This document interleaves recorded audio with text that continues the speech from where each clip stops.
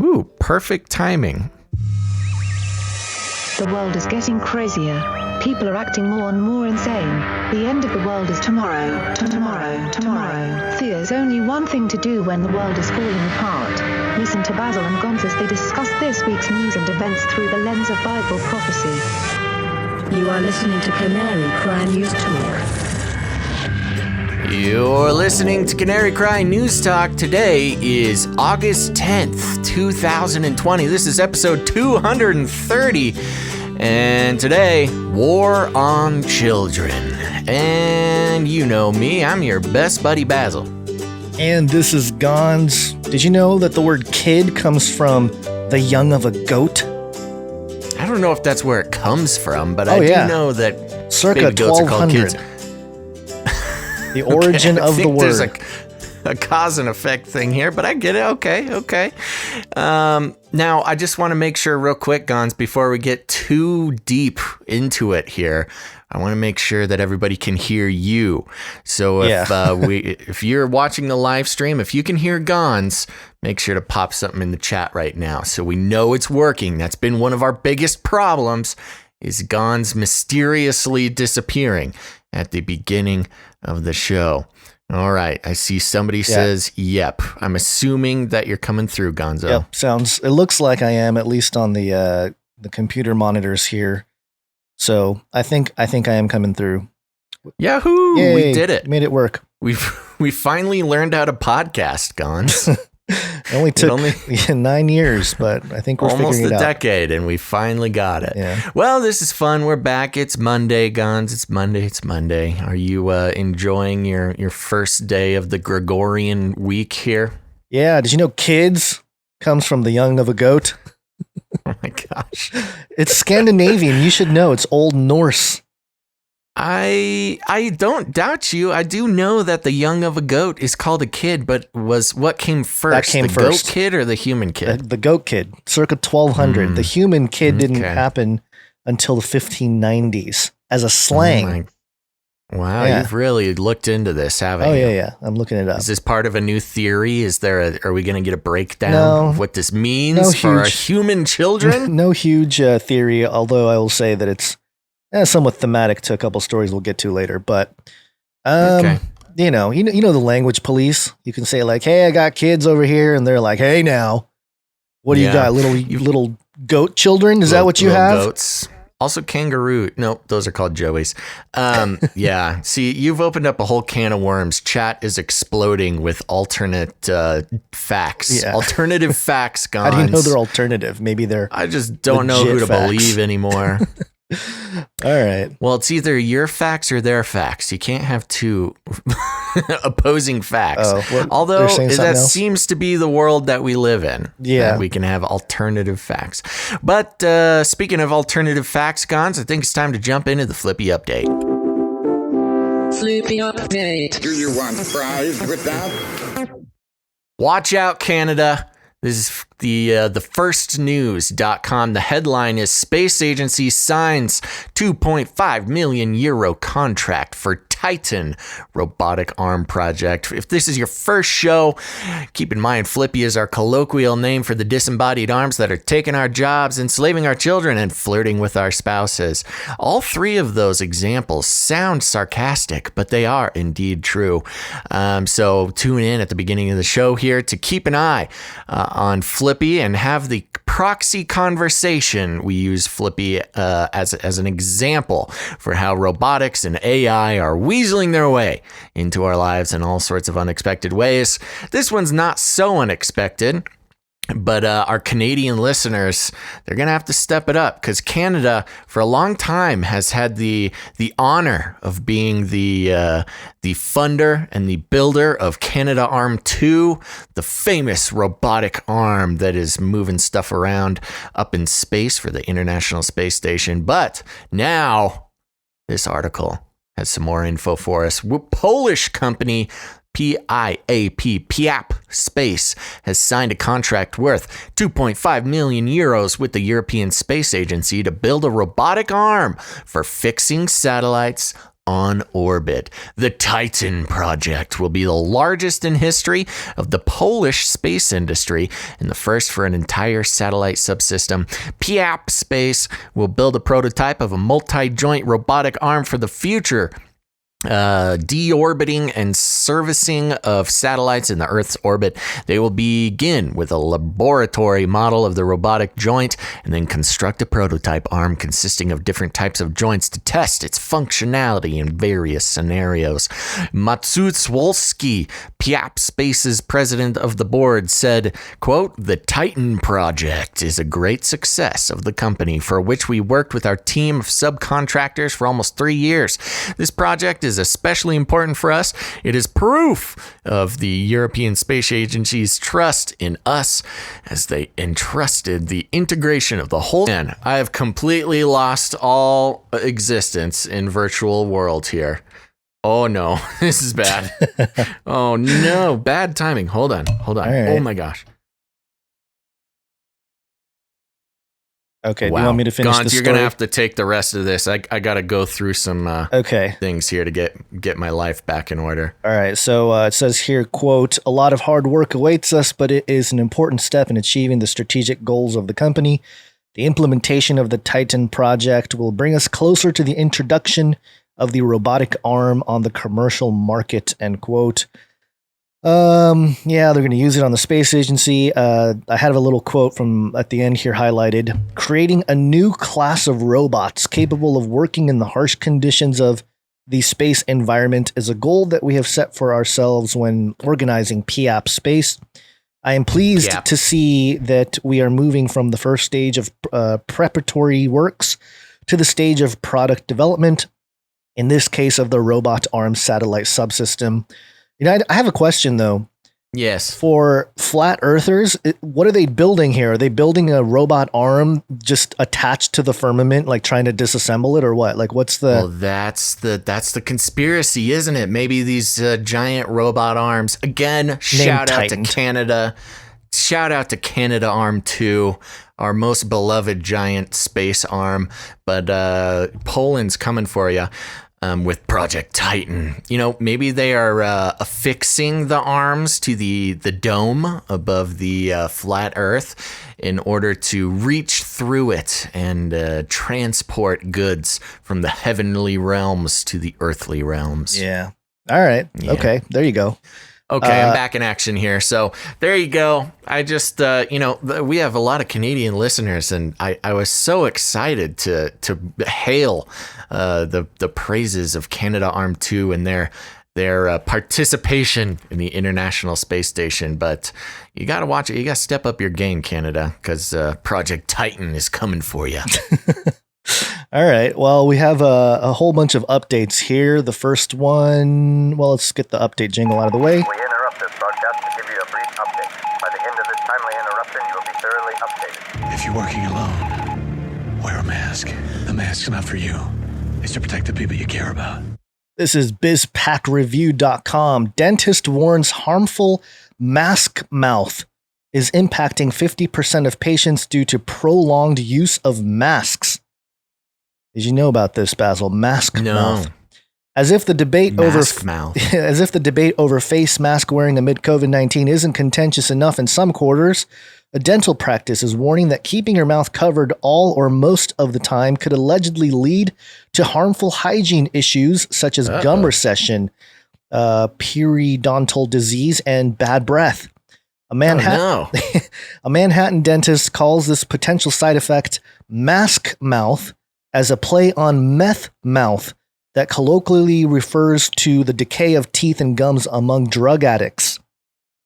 Explaining the phenomenon, the dentist Dr. Rob Raimondi told the New York Post that, quote, "We're seeing inflammation in people's gums that have been healthy forever and cavities in people who have never had them before. About 50% of our patients are being impacted by this, so we decided to name it mask mouth after meth mouth." Oh, no. Raimondi's colleague, Dr. Mark Scafani, explained that, quote, "People tend to breathe through their mouth instead of through their nose while wearing a mask. The mouth breathing is causing the dry mouth, which leads to a decrease in saliva. And saliva is what fights the bacteria and cleanses your teeth. And your teeth. Saliva is also what neutralizes acid in the mouth and helps prevent tooth decay and gum disease. And it goes on here, but I got a little highlight here. If it turns out that gum recession is a potentially dangerous health outcome for prolonged face mask usage, that could escalate the allegations about an infringement on personal freedom to a whole new level. So there you go. Mask mouth, Basil, your bad breath and decaying gums, all because you wear the mask. And also, masks are turning us all into mouth breathers. I was gonna say that's it's quite the insult, or at least it used to be. This is interesting because this whole mask thing hasn't really even been around that long. If it can cause such damage in just 5 months of wearing it periodically as you leave the house, that seems like a quick effect. I feel like there's some missing variables, like people not going to work and so therefore not brushing their teeth. That could probably have something to do with it as well. Just being in your house all the time, not feeling like you need to brush your teeth or freshen up. Not seeing too many people of the outside affiliations. Right. Yeah. So anyway, there you go. That's what I call other people. People of other outside affiliations. Oh, wonderful. Oh, that's funny. Yeah, wow. Yeah, that's pretty intense. Well, there you go. Another point of contention for the mask debate, the great mask debate. All right. We also have this update here. It's got to be biblical. 33 is the number of completion of the Great War. This is from the Gospel Coalition survey. Majority of American Christians don't believe the gospel. That's discouraging. I'm only going to read the first couple paragraphs here. A new survey finds that a majority of people who describe themselves as Christian accept a works-oriented means to God's acceptance. A survey conducted by the Cultural Research Center at Arizona Christian University find that American adults today increasingly adopt a, quote, salvation can be earned perspective. A plurality of adults, 48%, believe that if a person is generally good or does enough good things during their life, they will earn a place in heaven. 1/3 of adults, 35%, disagree. A majority of Americans who describe themselves as Christian, 52%, also accept a works-oriented means to God's acceptance. Even those associated with churches whose official doctrine says eternal salvation comes only from embracing Jesus Christ as Savior. Almost half of all adults associated with Pentecostal, 46%, mainline Protestant, 44%, and evangelical, 41% churches, as well as nearly 2/3 of Catholics, 70%, hold that view. While about 65% of American adults describe themselves as Christians, only about half, 54%, believe they will experience heaven after they die.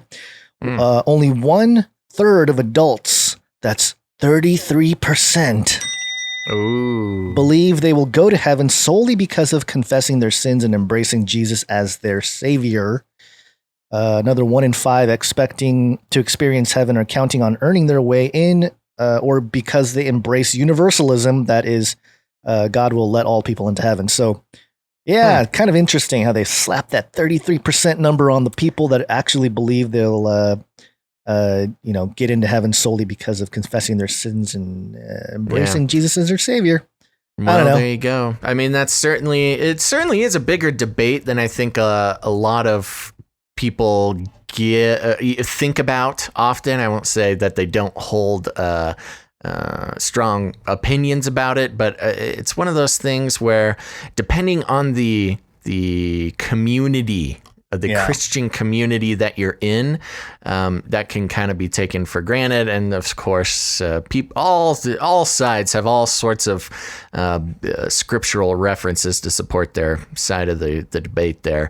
But yep, that is very interesting. 33% popping up again, as it always does, in order to just send a little message. It's almost like a reverse kind of thing where they're trying to slap 33% on those who believe.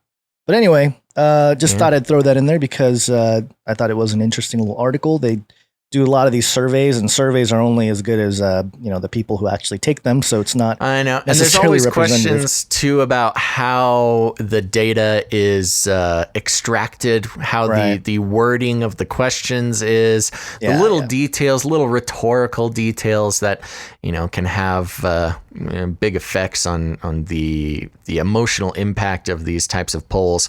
For instance, one of them being.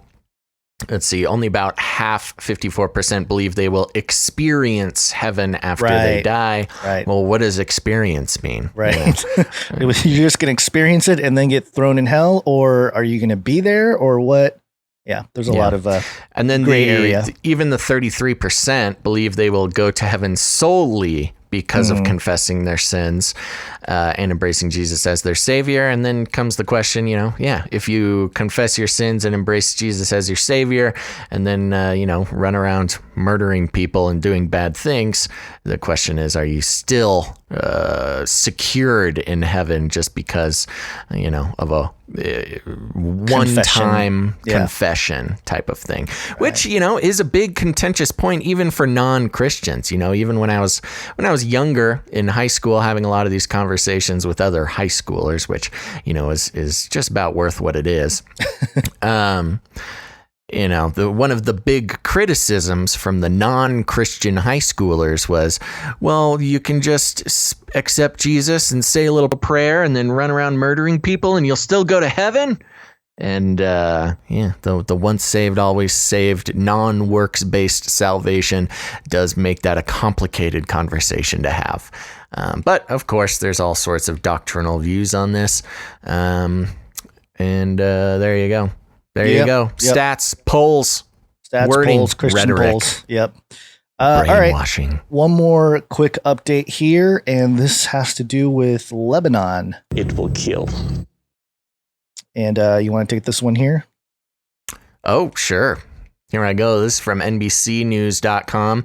The article's titled, Lebanese Government Resigns as Fury Over Deadly Explosion Deepens Political Crisis. The government resigns. The government, Lebanon's government resigned Monday. The whole government just resigned. It's crazy. Oh, wow.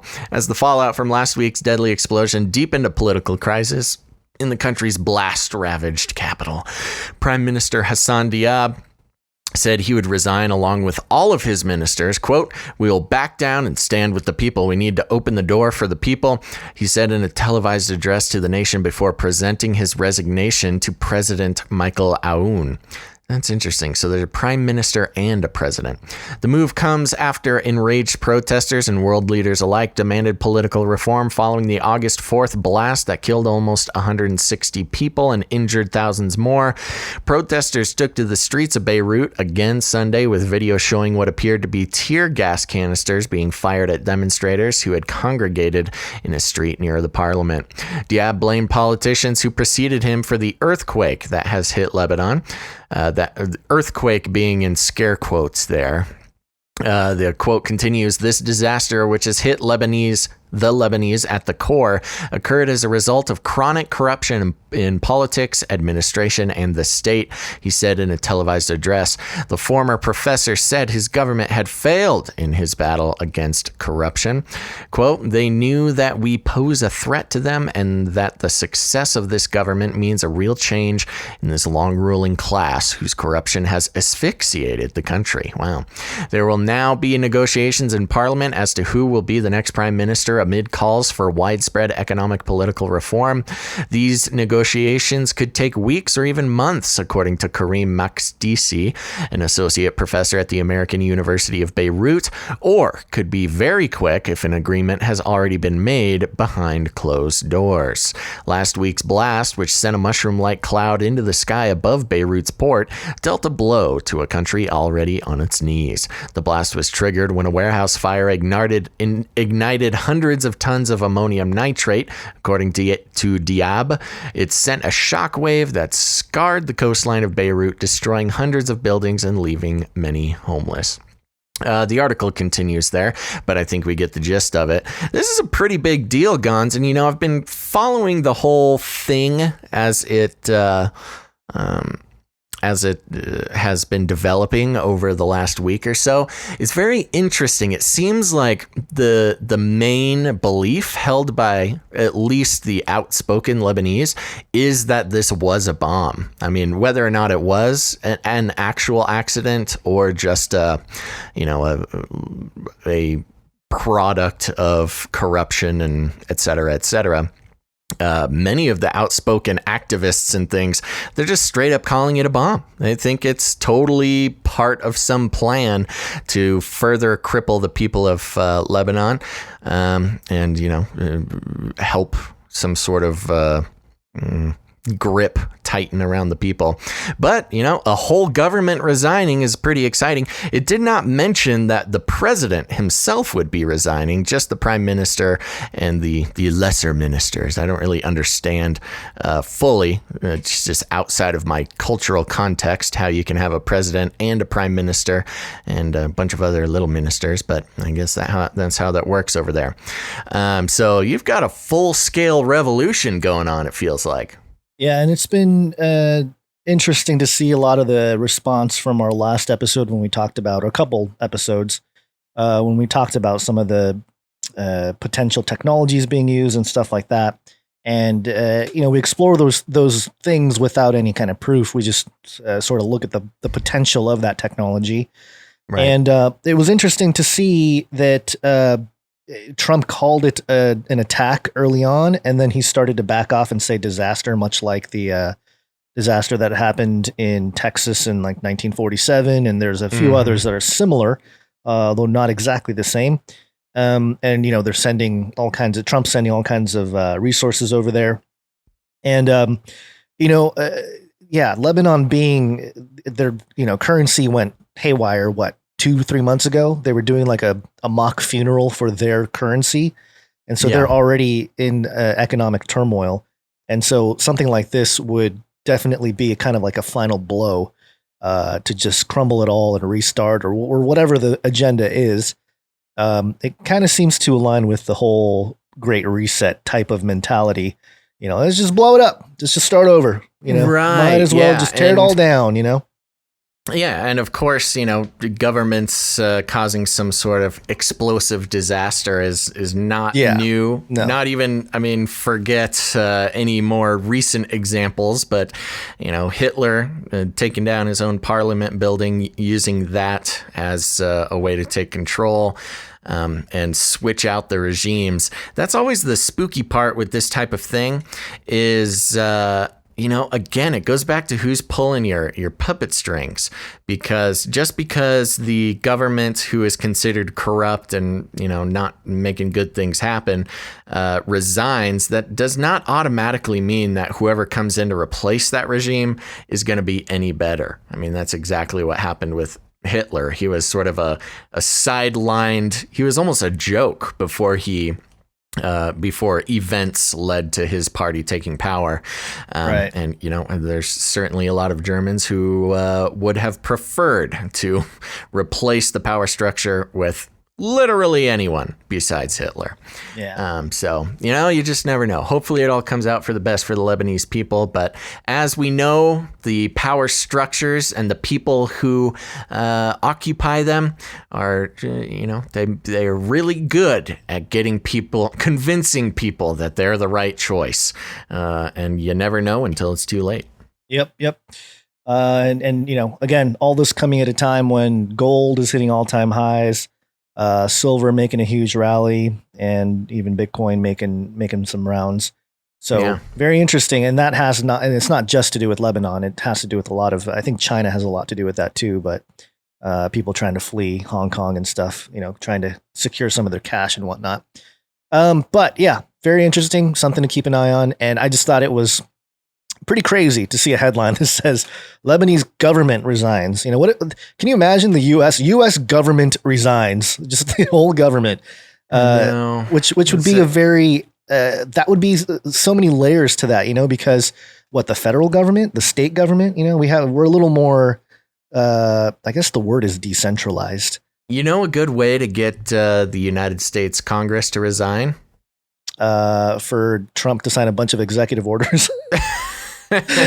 Well, first you take away their power to give themselves pay raises. Right. Then you take away the exemptions where they're allowed, literally allowed to do insider trading. Yeah. Take away all these, very corrupt rules that let Congress people get away with so much. And what? We can't be corrupt anymore? What are we doing here then? Yeah. What do you mean I can't break all sorts of laws that apply to every other citizen? Well, why am I even in this job? Get me out of here. That's what it would take. Yeah. All right, cool. Well, that's sort of our quick updates. And, there's always more updates to be had, but I think we need to get to the big story that we pushed off for a whole week. Two episodes now. Yeah. This is our third episode trying to get to this story, and it's almost past the point of relevancy. That's what I was going to say, but I would say I think it is still very relevant, but it is past the point of the initial shock and awe. Right. Which maybe it's best that we come at it at this time.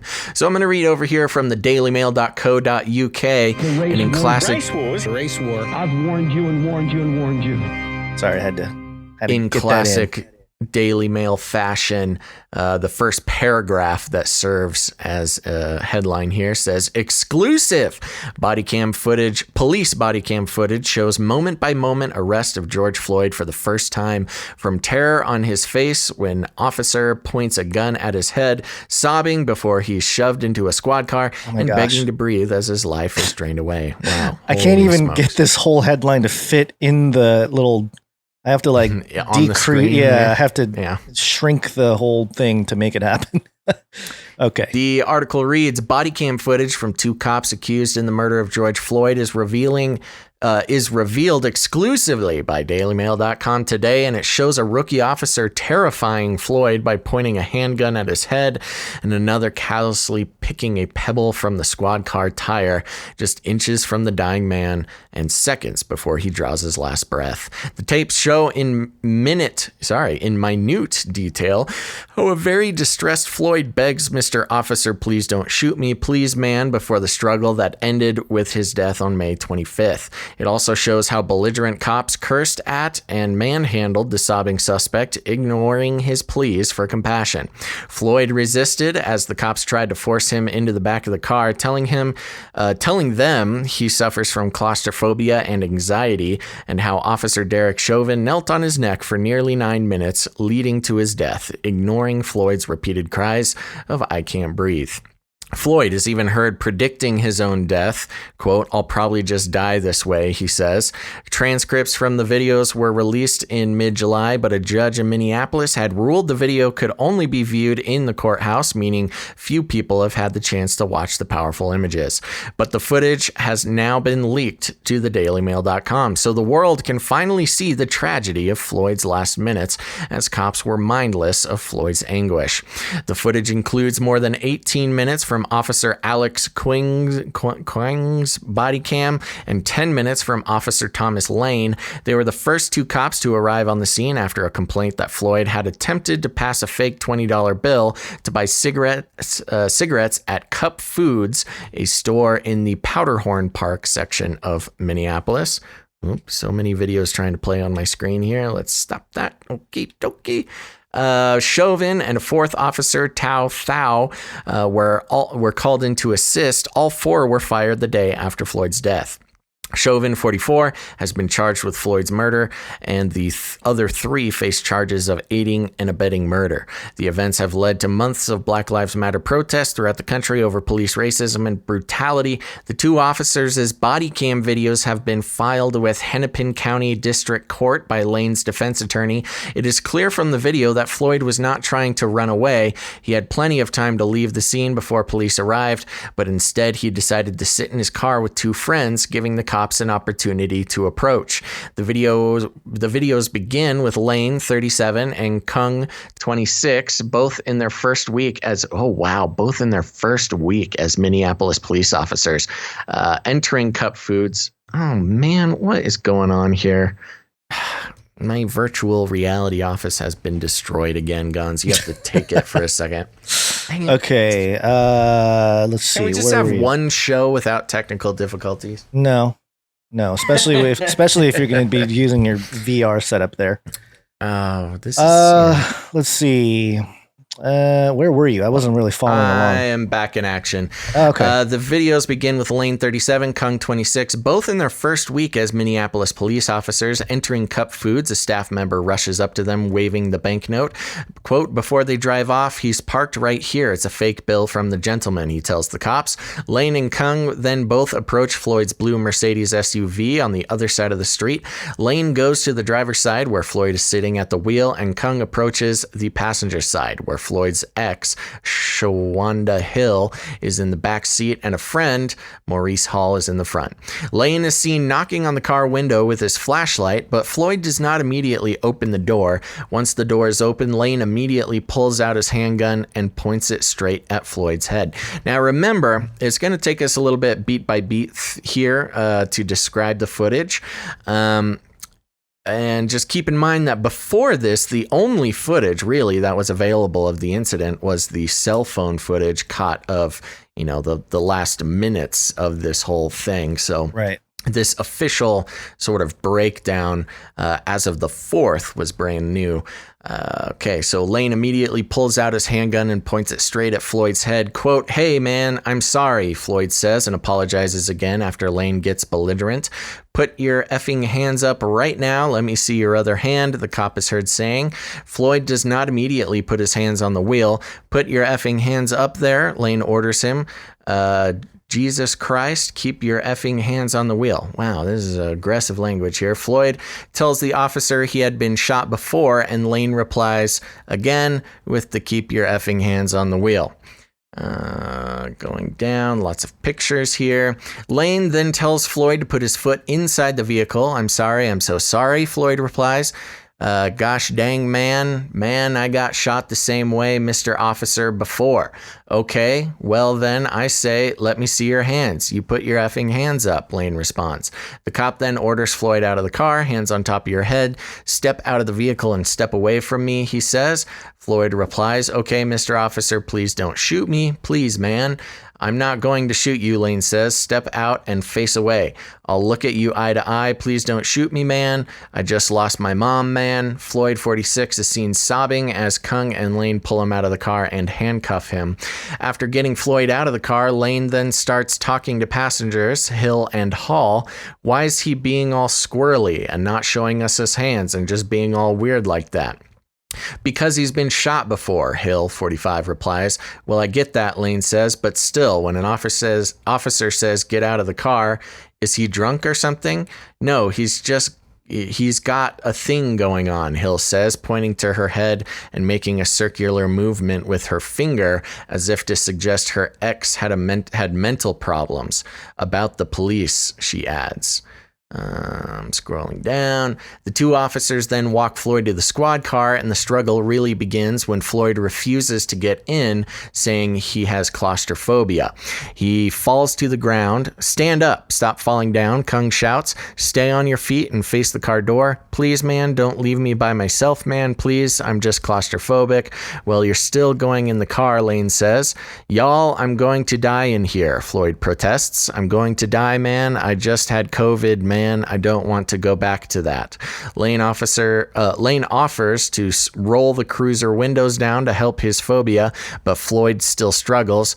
I'm scared as F, he says. A bystander tells Floyd to calm down because he cannot win in the situation he is in. Quote, I don't want to win, Floyd says. I'm claustrophobic and I've got anxiety. I don't want to do nothing to them. While still in the car, Floyd says for the first time the line that has become synonymous with his death, I can't breathe. Shortly afterwards, Chauvin and Tao arrive on the scene. The officers finally get him in the squad car and close the rear driver's side door behind him, but for a reason that is not clear from the video, Floyd comes out of the passenger side door, still struggling. Within seconds, he's lying on the sidewalk with Chauvin's knee pressed against his neck and Lane and Kung helping to restrain him. He says he can't breathe over and over again and calls for his mama, but his voice slowly gets weaker as his life drains away. Tell my kids I love them, I'm dead, he says at one point. Kung is seen nonchalantly picking a pebble from the squad car tire with his right hand as he restrains Floyd's legs with his left. As his knee presses the life out of Floyd, Chauvin, the most senior officer on the scene, asks rookies Lane and Kung if they are okay. Quote, "My knee might be a little scratched, but I will survive," Lane answers. Tao asks his fellow officers whether Floyd is high. "I believe so. We found a pipe," Kung replies. Lane says, "We found a weed pipe. There might be something else. There might be like PCP or something." Then Floyd continues to wail that he can't breathe. Kung is heard telling him, "You're fine. You're talking fine." Floyd replies, I'll probably just die this way." "I'm through," Floyd says. "I'm claustrophobic. My stomach hurts. My neck hurts. Everything hurts. I need some water or something, please." "Then stop talking. Stop yelling," Chauvin replies. "It takes a heck of a lot of oxygen to talk." As Floyd stops moving, Chauvin keeps his knee on his neck despite complaints from a small crowd that has gathered. "Check his pulse," one man says repeatedly. "You call what you are doing okay," but the other officers do little to stop Chauvin. At one point, Lane asks, "Should we roll him on his side?" But Chauvin replies, "No, he's staying where we've got him." "Okay," Lane says, "I just worry about the excited delirium or whatever." "Well, that's why we got the ambulance coming," Chauvin says. By the time EMTs arrive, George Floyd was dead. And that's the end of the breakdown. So a lot in there, but there was a lot more also that bring up questions. Gons, what are your first thoughts?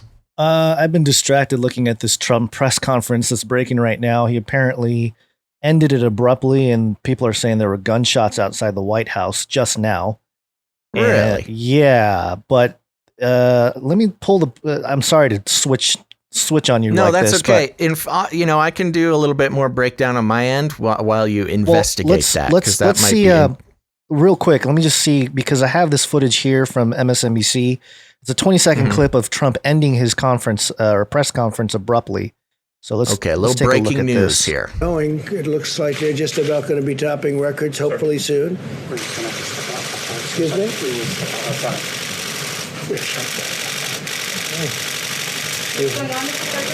So it sounds like the Secret Service guy says there was a shooting outside. That's what it sounded like to me. And then Trump going, "Oh, okay," and he kind of like nonchalantly walks off. And let's play that one more time. You can hear one of the photographers just so excited by the fact that the Secret Service guy is on stage. Try to listen in here. Looks like they're just about going to be topping records, hopefully soon. Excuse me?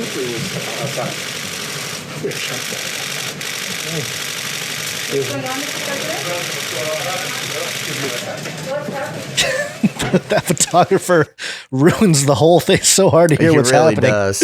Yeah. That photographer gets his 15 minutes of historical fame by totally disrupting some pretty good news. Was it a gun or a machine gun camera?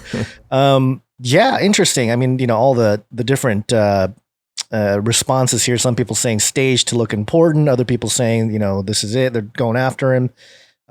Anyway, we'll kind of keep an eye on it. Especially after Trump's weird cryptic comment the other day saying, basically saying they're going to try to kill me, so I might hide for a while. Right. Okay. Regarding his pharmaceutical industry related executive orders. Yeah, so, let me dig around a little more. You can kind of wrap keep up an the eye on Floyd that. thing. I'll just. Yeah. So if you haven't done it already, you can actually watch this extended footage. And one thing that a lot of people are making a pretty significant deal about is that he was saying, "I can't breathe," long before the knee on the neck part of the incident, which has certainly becomes ammunition for those who are skeptical of the response to the whole thing. And then, along with the, I don't know what the official term is, but whatever degree of evidence is that his ex is kind of calling him cuckoo right before, and the random sort of mention of COVID. I just had COVID, which, seems like I have no idea. He may or may not have had COVID, but certainly that would affect some sort of breathing. Even after recovery from COVID, there's a lot of talk in the scientific circles about ongoing lung and heart damage that can be long-lasting after COVID. So that may have been involved as well. One thing that I noticed since I first read this article, I believe the first time or the first article I read made a big deal about mentioning his toxicology report. I don't know if you have an alternate article that would have that information, but there's reports that the toxicology report showed all sorts of different things in his bloodstream, including fentanyl, which is a very, very powerful, I don't know if it's officially an opioid. I'm just going to call it that for the sake of this conversation, where, a piece of fentanyl the size of a grain of sand is enough to like kill a grown man. And when I first read this article, it had the actual toxicology numbers about the amount of the different drugs in his bloodstream. But one big aspect of fentanyl use is significant respiratory suppression, respiratory function suppression, which could have added to the I can't breathe thing. I mean, you mix COVID and fentanyl and what seems to be like an anxiety attack, evidence of some sort of anxiety, whether it's an ongoing disorder or an existing anxiety thing. He does say in a quote, "I'm claustrophobic and I've got anxiety." So, between an anxiety attack, COVID effects and the effects of fentanyl in the system, certainly respiratory distress is almost guaranteed when you start adding those things together. Again, just to say it outright, no matter what these details are, his death is tragic. These deaths are always tragic, especially when there was no immediate need, like there was no self-defense thing. He didn't pull a gun. He didn't do anything like that. So let's be clear and say that it's, all deaths are tragic when they don't have to happen. And this being one of them, especially because it it was the trigger, the catalyst for such dynamic social unrest that we have in the U.S. today. But there you go. So all these things are going to go into the final judgment of Officer Chauvin specifically, but I'm sure the rest of these three officers. I have a feeling that Chauvin's going to get off with a manslaughter at worst. Which I don't think is going to come as a surprise to anybody on either side of the conversation. And who knows what kind of continued unrest that's going to cause. We might need to look into when Chauvin is actually scheduled for his court dates and things. What do you think? Yeah, I mean, you brought up so many points there, but fentanyl is officially an opioid narcotic. And of course, mixing that with methamphetamine, which was also in his system, is it's the mixture of that, which is very troubling, I would say, in sort of the mental state of someone, especially if you've been shot once and you have a gun pointed at you and you allegedly have anxiety and you're claustrophobic and you had fentanyl and meth and THC in your system. That's a lot. And you're recovering from COVID allegedly. I mean, that's like a lot of stuff. And so the death makes more sense after all of these these things. And assume not in sort of a not in any other way besides a medical way, I suppose. Well, that's the real question here, because did the knee really kill him, or was all that other stuff responsible for his heart stopping, And that's kind of where I don't know if we'll ever know. That's where the case is going to go. And that's why I think manslaughter is is just about as worse as Chauvin, the worst case scenario for Chauvin, because certainly the knee was a contributing factor. But when it comes to a court case, that's one way to get a charge significantly reduced when you just become a factor in an accident like this. Right. And and I don't mean to call it an accident for any other reason than just looking for a word. Right. An incident. Well, and the fact that these officers were, just barely new onto the scene, that's super suspicious. I mean, given all of the all the TV shows we watch and how they infiltrate organizations and stuff, it's like, that's very interesting how that happened so quickly. And that's kind of where my skeptic mind goes. But again, one of the things people talk about, how does any of this matter? It's a false flag. And it's something to point out that just because something is a false flag doesn't mean that someone doesn't die. Right. It doesn't mean that it's all fake. That is a common misconception with the term false flag. Just because something is a false flag does not mean it's all crisis actors and scripts. Right. Means that there was some forethought to the incident. There could have been some forethought. There could have been, and obviously they used the opportunity. If it wasn't George Floyd's death, it was going to be some other death of an African-American by the hands of a police officer or something along those lines. This one had, civilian footage and all that kind of stuff to really stoke the fire and really get it going. And so it was perfect timing. Just that's suspicious in itself, the timing of it all in general. But to pick a guy who did have all this other stuff going on is sort of convenient as well. If this was a healthy, not on drugs man, he may not have died, And so there's a lot of mystery surrounding this whole thing. When I watched the footage, I did watch the actual body cam, at least one of them, not the one that they released last week. And the thing that really jumped out to me was, you kind of mentioned it in the article, but saying I can't breathe before he ever hit the ground.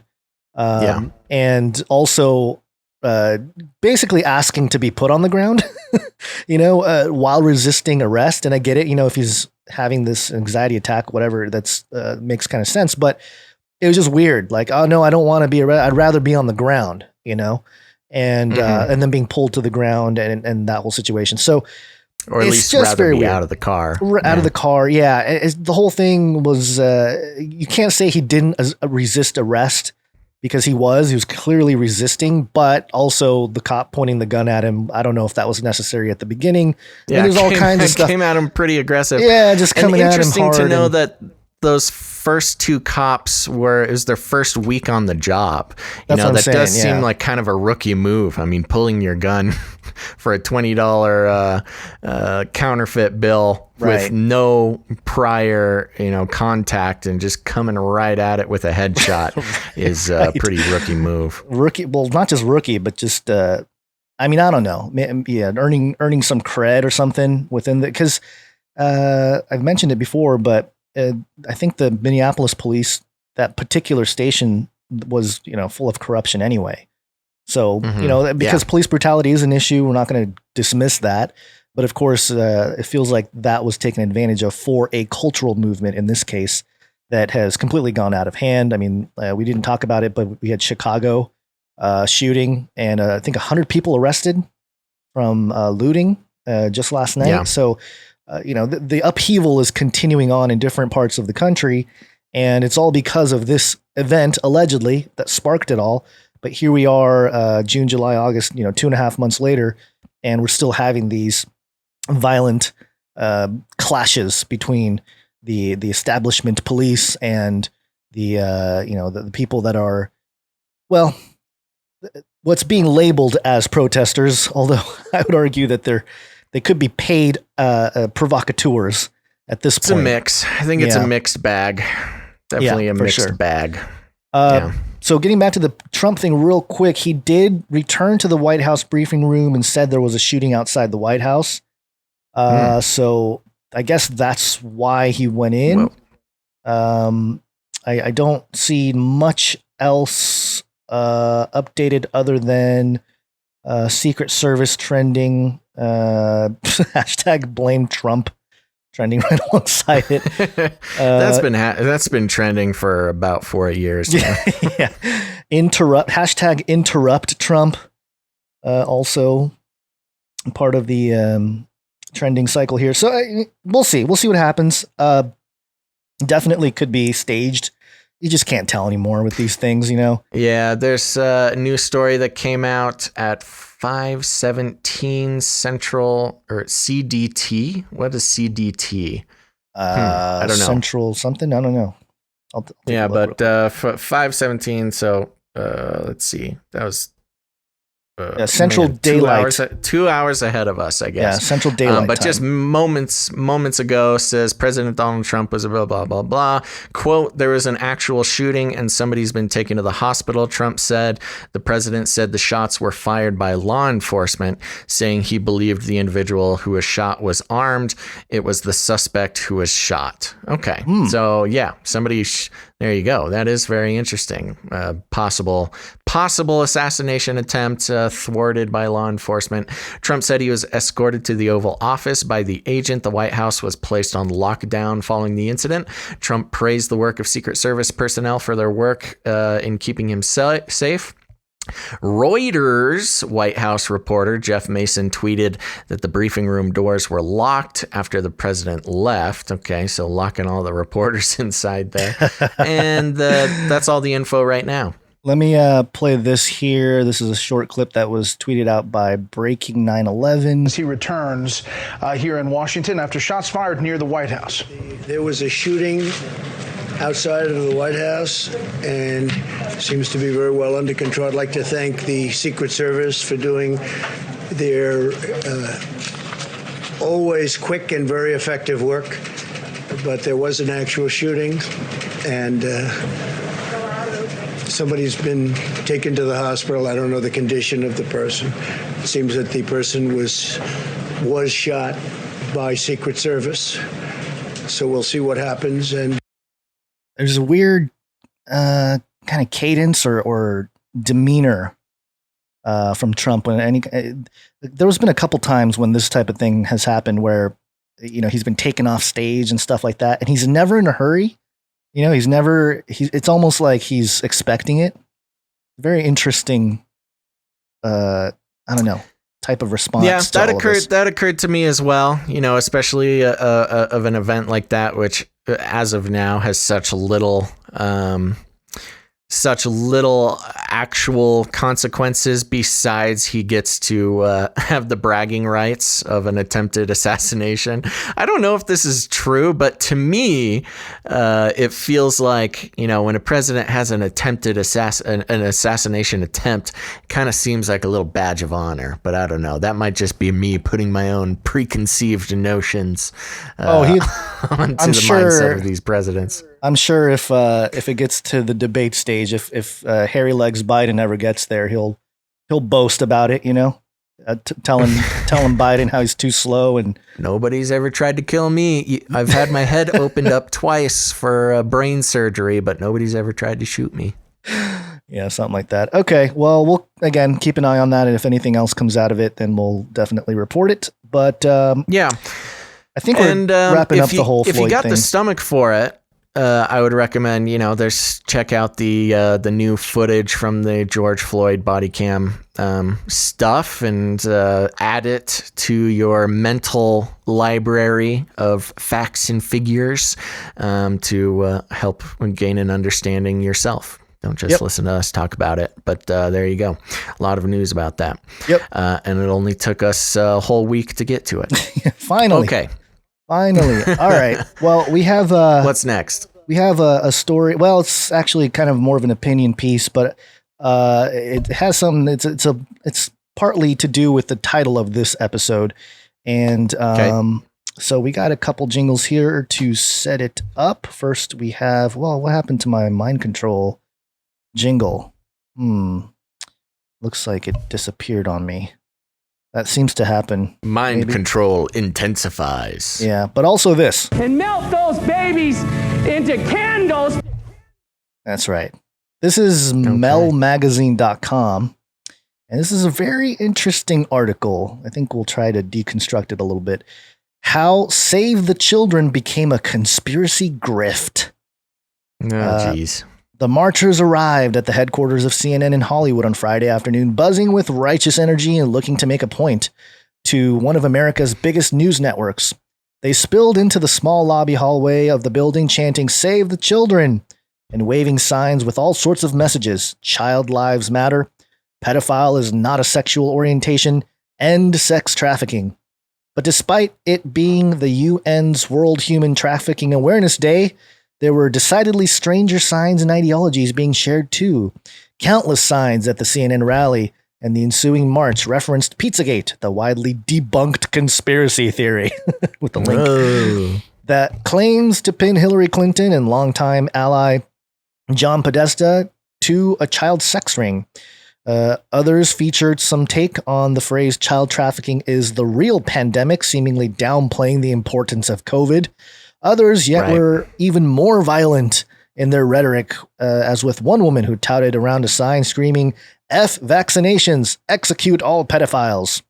The marchers even stopped on the Walk of Fame to vandalize Tom Hanks' star with a black Sharpie marker based on the belief that he is a trafficker. And some videos here. Human trafficking has been a crisis all throughout American history, but the advent of the internet and online socializing has made trafficking and abusing kids, an especially profitable venture, really, in the U.S. and abroad. But the Jeffrey Epstein sex abuse case, plus new developments about the involvement of socialite Ghislaine Maxwell, has made child trafficking the source of fuel for a cottage industry of social media that promotes, above all, saving the children. Oh, the humanity. Sounds like somebody writing this article really doesn't want the truth to get out. Seriously. Much of the content appears benign, yet the movement is carried on the backs of QAnon conspiracy theorists and MAGA stands. They blame progressive activists and the mainstream media for perceived sins ranging from mass ignorance to a concerted agenda to sexualize children and normalize pedophilia, which we will talk about in a moment here with the Hasbro doll. They believe the biggest crisis that must be addressed in 2020 is child trafficking, rather than the economic collapse or America's reckoning with a racist justice system. Jeez. And amid all this fury and righteousness, Save the Children has become social media's hottest new issue to co-opt. Meanwhile, the muddying of a legitimate tragedy makes it hard to contain the spread of fringe theories, with people unknowingly sharing posts from authors who have a questionable grasp of the facts. I was surprised to find this in my own life, with friends sharing anti-trafficking posts from accounts that espouse Pizzagate logic elsewhere in their timeline. Interesting. Pizzagate logic, Basil. Do you have Pizzagate logic? You know what I don't like the logic. I mean, Pizzagate logic is one thing, but you can also describe what this person is talking about as Pizzagate logic, which is if somebody is giving true facts, talking about Epstein's, whole dynasty that includes Ghislaine Maxwell. Even if there's info about that, which is the least conspiratorial child trafficking concept that you can even, consider. And I will say, because I just like to say it, we were on the Epstein track back in 2015 when we were talking about Pizzagate. When I hear the description of Pizzagate as Hillary Clinton owns a pizza parlor that trafficked children, and isn't that crazy? I'm saying, yeah, that is crazy. That was never the main story. Epstein was always at the center of Pizzagate. Yes, it did have connections with Hillary Clinton. Oh, I don't know, for some crazy reason, like her and her husband are on the flight logs to Epstein's island. Again, not a conspiracy theory, just facts. And there seems to be this obsession with saying, well, Epstein's doing this crazy, horrible stuff, but Pizzagate, you're crazy. It's just like this deflection that that makes no sense to me, and it's really irritating. So, just because somebody posts about Epstein and they've also mentioned Pizzagate they show that they have a complete lack of knowledge about, the actual facts of the Pizzagate understanding, and they are letting the misinformation that characterizes Pizzagate as centered around Hillary Clinton owning a pizza parlor is complete disinfo, misinfo, redirection, deflection, and it only reveals that they care more about their partisan politics than they do about, actually helping the children. One interesting fact, I wouldn't necessarily, I don't want to make a habit of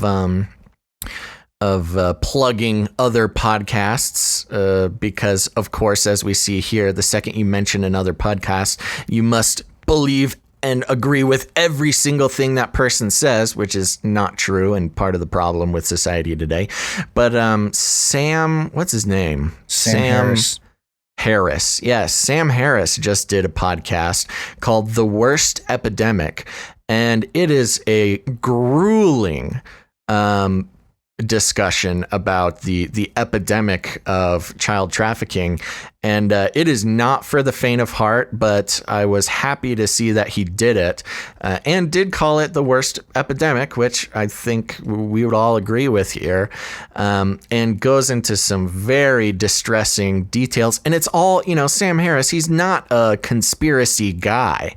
He's allegedly quite an academic type guy, although like us, he's sort of hated by everybody because he, thinks for himself. At least it seems that way. That's the brand he's putting out. So anyways, if you're looking for a pretty brutal but very real discussion, that if you're looking for one that is a little bit more in the mainstream, as far as a mainstream discussion, a very good discussion about child trafficking, and not for the faint of heart, though. It has some very disturbing parts of the discussion, which he disclaims at the beginning.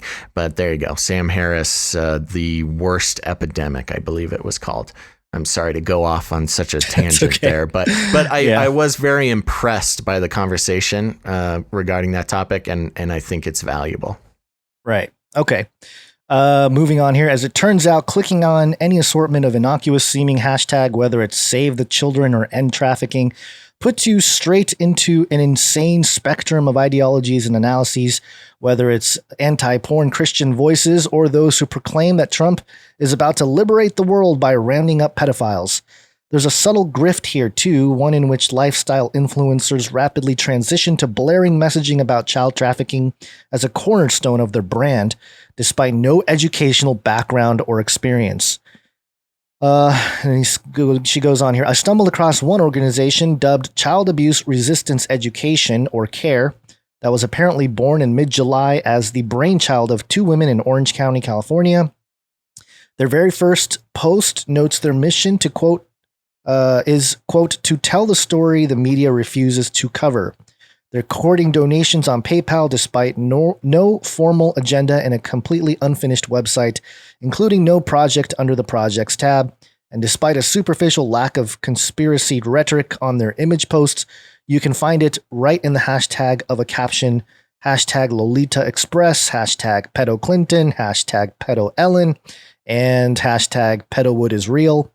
Elsewhere, and again, a lot of this stuff that always happens with these articles to try to tear down this stuff is the straw man of taking one example that's not even close to the people doing actual research and say, see, look at how horrible these people are and how unqualified they are to talk about this. Just completely ignoring all the people that have done a lot of heavy lifting and exposing this stuff for years. Absolutely. And another aspect of this, when it comes to the sort of mainstream reports, you'll notice every mainstream report about Pizzagate or anything connected to it, they go through so many hoops and sort of logical acrobatics, strictly, it seems, when you boil it down, to let celebrities, and whether they be political or entertainment-based celebrities, to let them off the hook. You know, they'll agree child trafficking is the worst it's ever been and it's horrible and it's happening more than anybody's willing to talk about. But they bend over backwards to try to let celebrities off the hook, as if, you know, a celebrity being embroiled in some illegal activity is just so crazy that you're such a conspiracy theorist to even consider it, which is so blatant in its grasping to keep the control over the minds of the population by keeping these deities of celebrity clean, when over and over and over these celebrities are getting taken down by their illegal activity. It's wild to me that these people would insist that to suspect any celebrity involvement, again, political or in the entertainment industry, is conspiracy theory. And what that's doing is showing the levers of control, saying, okay, we're totally losing control of this story. So yeah, let's admit that it's going on. But to say that Ellen or Clinton or Tom Hanks or anybody could have participated is complete conspiracy theory. Put these people back up on a pedestal where they belong. I think it was last week, Ellen's producers, like 2 or 3 main producers of the Ellen show, were taken down for, you know, basically sexual misconduct. Yeah. So, yeah. I don't know. I know, that's crazy. And that's what makes it so much crazier when these reporters will go through all possible lengths to get celebrities off the hook while having to sort of sheepishly admit that, this horrible thing is happening in the world. And it's disgusting. They should be ashamed of themselves. I don't know how they sleep at night, but I hope their paychecks are big enough to make them feel a little bit better about it. Yeah, so she gives a couple more examples, and then she goes on here. It's not that I'm convinced someone like Jocene, which is another example she gives here, is actively trying to run a grift or her grift on her audience. The others I'm not so sure about. But it's hard to ignore how so many people are aggressively pivoting to the issue of child trafficking in 2020, claiming to fill some important need while demonstrating very little ability to even fewer fresh ideas. Oh my gosh. Yeah. These accounts generate traffic with breathless claim that child trafficking is the biggest priority of the year. I mean, just in general, what an evil person. I know this person must not have children or something. I don't know. It's just weird. Repeating claims that they're reporting things the mainstream media won't touch, no matter that a quick Google News search proves otherwise. Oh, Google News search says so. It's the justification for posting all kinds of fringe content under the guise of being open-minded. It's why so-called professional advocacy groups would tag hashtag pedocracy, as in Chrissy Teigen, under a post of smiling kids with signs at a rally. Trump himself has courted QAnon as a virulent but useful part of his fan base, and the quote, Hollywood plus Democrat elites equals pedophile cabal logic at play surely plays to his favor in an election year. But we also saw how fringe conspiracy theories can lead to actual violence. They bring up this point over and over and over again. As with the man who shot up the DC pizza shop with a rifle while believing he was freeing shoot up the pizza shop. He shot one bullet that happened to destroy a hard drive that would hold all the relevant information. Who happened to be an actor whose father was involved in helping child trafficking. Anyway. Perhaps more frightening than the gunshots, though, is how even despite attempts to limit conspiracy content on social media platforms, this rhetoric just simmered until 2020 arrived and pivoted the best possible context for everything to boil over. It didn't make much for, quote, Epstein didn't kill himself memes to wrap into paranoid rehashes of the Clinton body count with all sorts of alleged ties between politicians, dead people, exploited kids, and a retail corporation. I think that's Wayfair? The Wayfair, yeah. The reality is less about the ring of pedophiles pulling strings all over the world and more about the sad consequences of a broken social framework that pushes young people into exploitation, says Nola Brantley, an advocate and expert who trains government officials, lawyers, and other service providers on child abuse. She's a co-founder and former director of Missy, with 3 S's, a nonprofit in Oakland that focuses on getting assistance to trafficked youth. Brantley tells me that she's seeing and hearing about a consistent increase in abuse cases as an effect of the COVID pandemic, which she suggests has made it harder for people to spot and report abuse. But as for the galaxy brain theories on a global conspiracy to traffic kids, quote, I don't get caught up in it, she said quickly. Quote, the reality is people living in poverty, experiencing historical oppression, generational trauma. These are the real roots of what leads people to the commercial sex industry. It's not necessarily some barbed wire and handcuffs that keep kids in this. It's circumstance, a lack of opportunity, and the normalization of abuse, end quote. But that's not as juicy as a pedophile class that's protected by Democrats. It's not as comforting either to know that there's no mass bust and trial that can solve this crisis.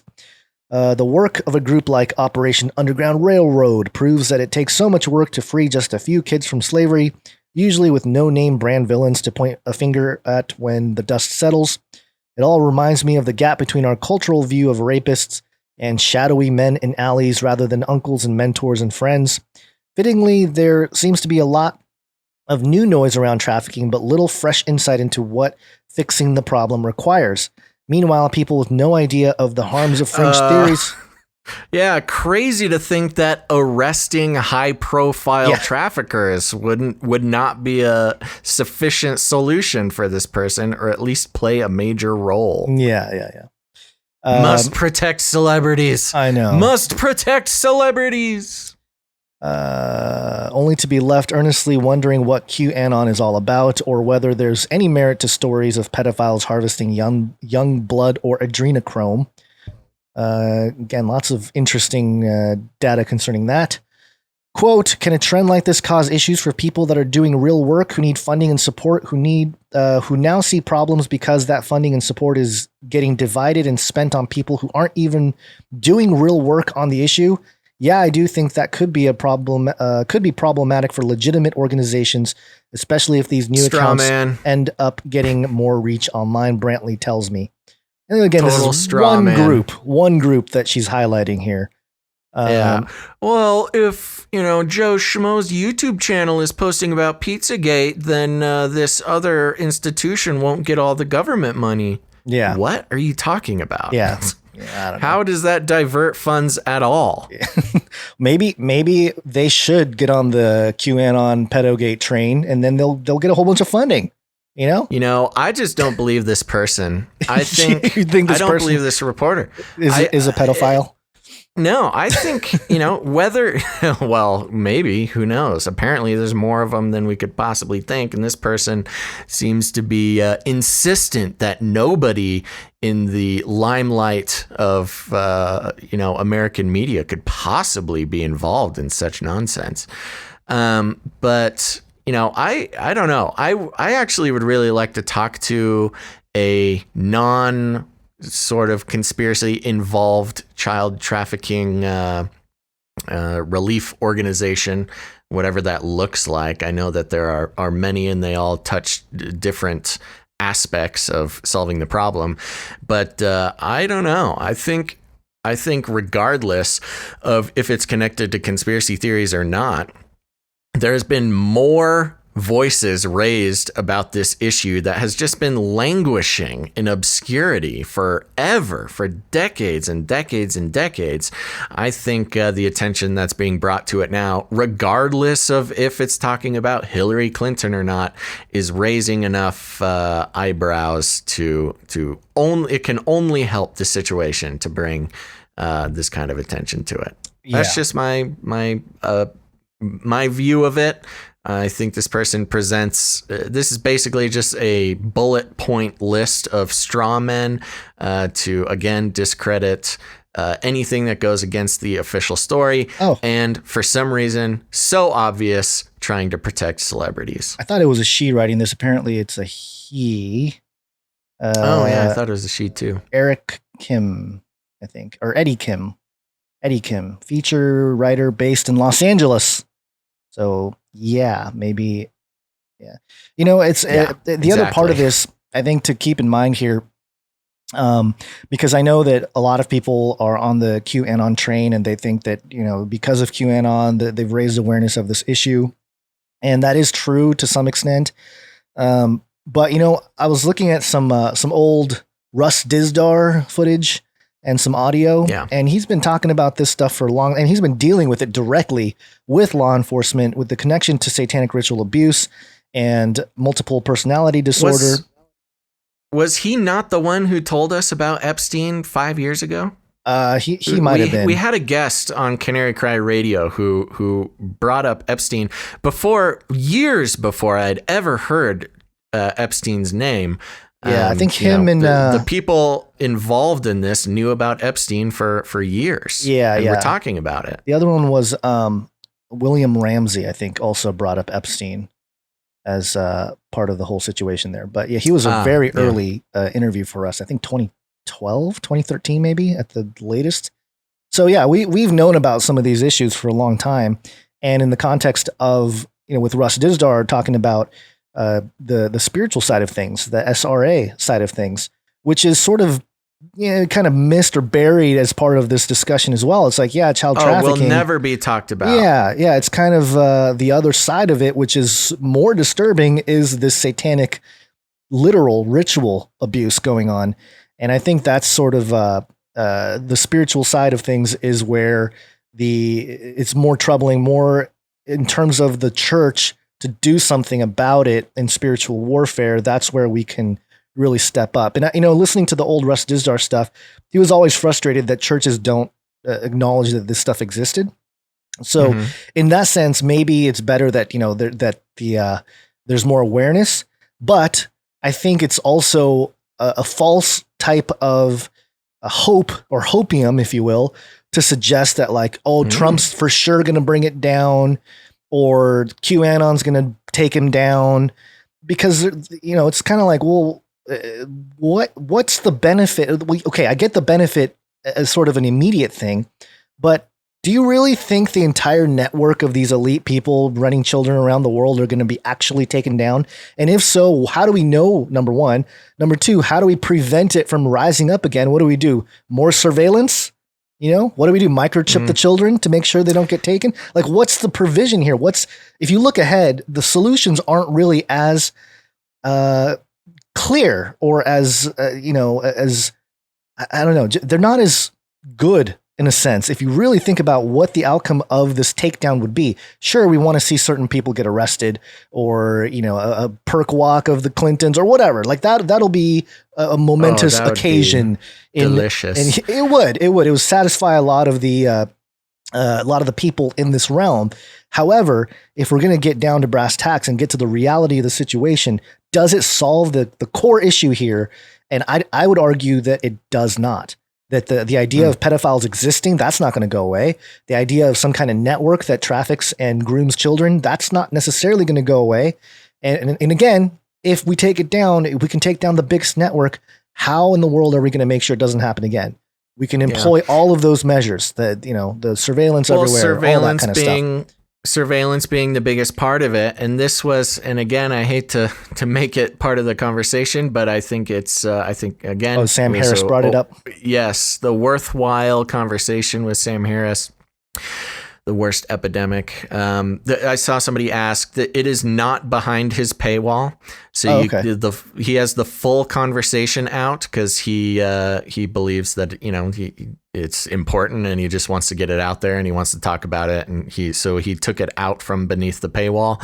You can just search Sam Harris on whatever podcast thing. What was I going to say? Oh, yeah. It went into this conversation of surveillance, digital privacy, things like that. And he makes some really good points. And it does throw a wrench into the gears of privacy purists, because if, you know, regarding something as simple as, you know, a law enforcement backdoor to iPhones. You know, there's many different conversations around privacy, but that is just one topic. Okay, backdoor into iPhone, you know, data, which has been highly contested, and Apple's done a fairly okay job compared to their competitors until recently. until, but even then they're still doing better than everybody else, but Sure. Still not great. But the question being, Gons, as, if the option was give law enforcement a backdoor into iPhones in order to, make a big dent in child trafficking, even if it's to save, any number of individual children, you can put any number on it. Yeah. What is your privacy worth when it comes to shutting down child trafficking, Right. And it's a really good question because generally, I will admit, I take the privacy purist view, which is, under no circumstances should the government be allowed a backdoor into your private digital data. But I want them to be able to get in the private data of somebody who is, even if they're not trafficking children proper, what if they have, 1,000 files of that's horrible material that they're sharing out and they're selling or they're, doing whatever, contributing to the problem of child trafficking. Yeah, I do want the government to be able to get in there. I don't believe that person has the right to the privacy that I believe I have the right to. Right. So it's a very conflicting conversation for privacy purists. And it did, and me, knowing the risks of allowing, knowing the risks of the slippery slope of digital privacy and access, unauthorized access by the government, knowing the slippery slope, I could not deny that I would, I want the government to go into these iPhones and take down these sick people. So it's just a matter of, how much are privacy purists willing to bend on that, digital privacy puritanism in order to make it more possible to take down evil people. And it's a difficult conversation because, like I said it again, I'm quite the privacy purist. But if the question is, do I get to keep my precious privacy and, let children suffer as a result of it, I'm not willing to commit to that either. Well, it all kind of comes down to, it is an ethics question, but also, do you truly have a real, true sense of private, or not a sense, but do you actually have tangible privacy when you're using digital anything? That's another question that brings up. And that's actually something that does need to be addressed because there seems to be this information, and I would call it disinfo, and it's used with the concept that, they already have everything. They can already get into everything. And I'm telling you, that isn't the truth. You can keep, if you're careful and you're diligent, you can keep your digital privacy. This idea that the government already has every possible piece of your digital data is just not true. And it's used as an argument to stifle privacy focused people, tell them, why are you so focused on this? That's so silly. They already have everything. And it's, maybe I'll go into it deeper later on, but the cold hard truth is they don't. If they did have a backdoor into everything,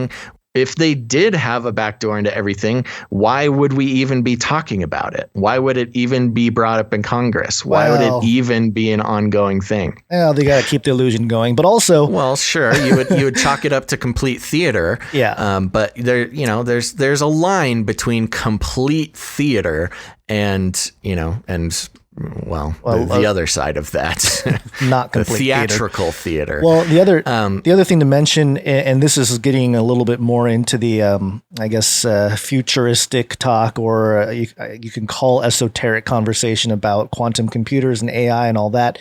But in the show that I just finished watching called Travelers, that was one of the things. They can only travel back in time to the 21st century when technology was everywhere, because the AI quantum computer can see anything, access anything that ever had a computer chip in it.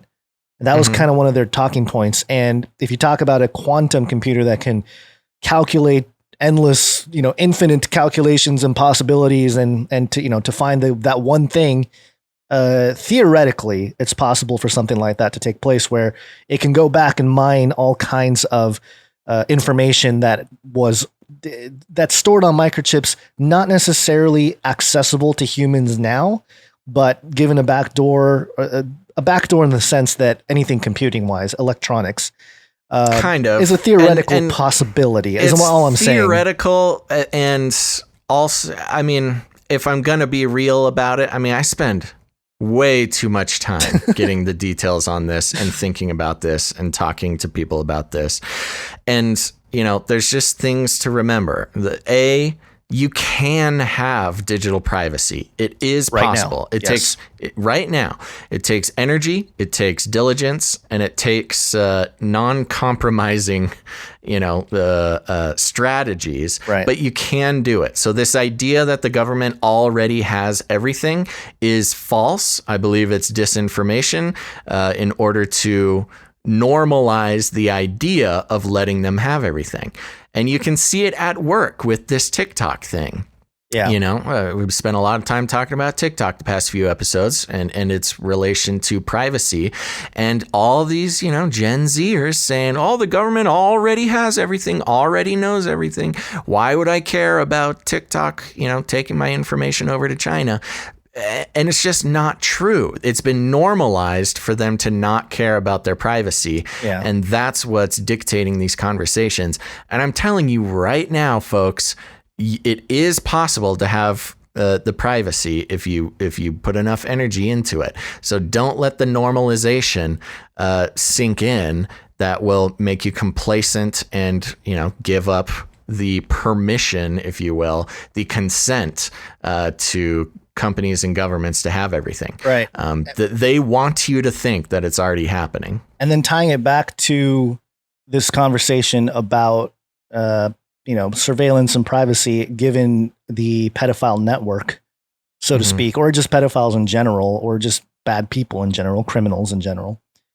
It's almost like one of those things that we're not necessarily going to be able to solve. And there's not going to be a right answer. It feels like the pendulum might swing one way or the other. But the problem is, once you give government access, then they're never going to give it up.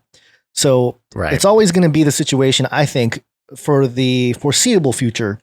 The best interest for all of us is to maintain that level of privacy that we have digitally, or access to the type of privacy that you're talking about, and figure out ways that we can expose some of those actors in other ways. That doesn't have to be a digital footprint. These people that use this type of thing of encrypted networks and all that, the dark web and all that, they leave trails, but also they're actually real people in the real world.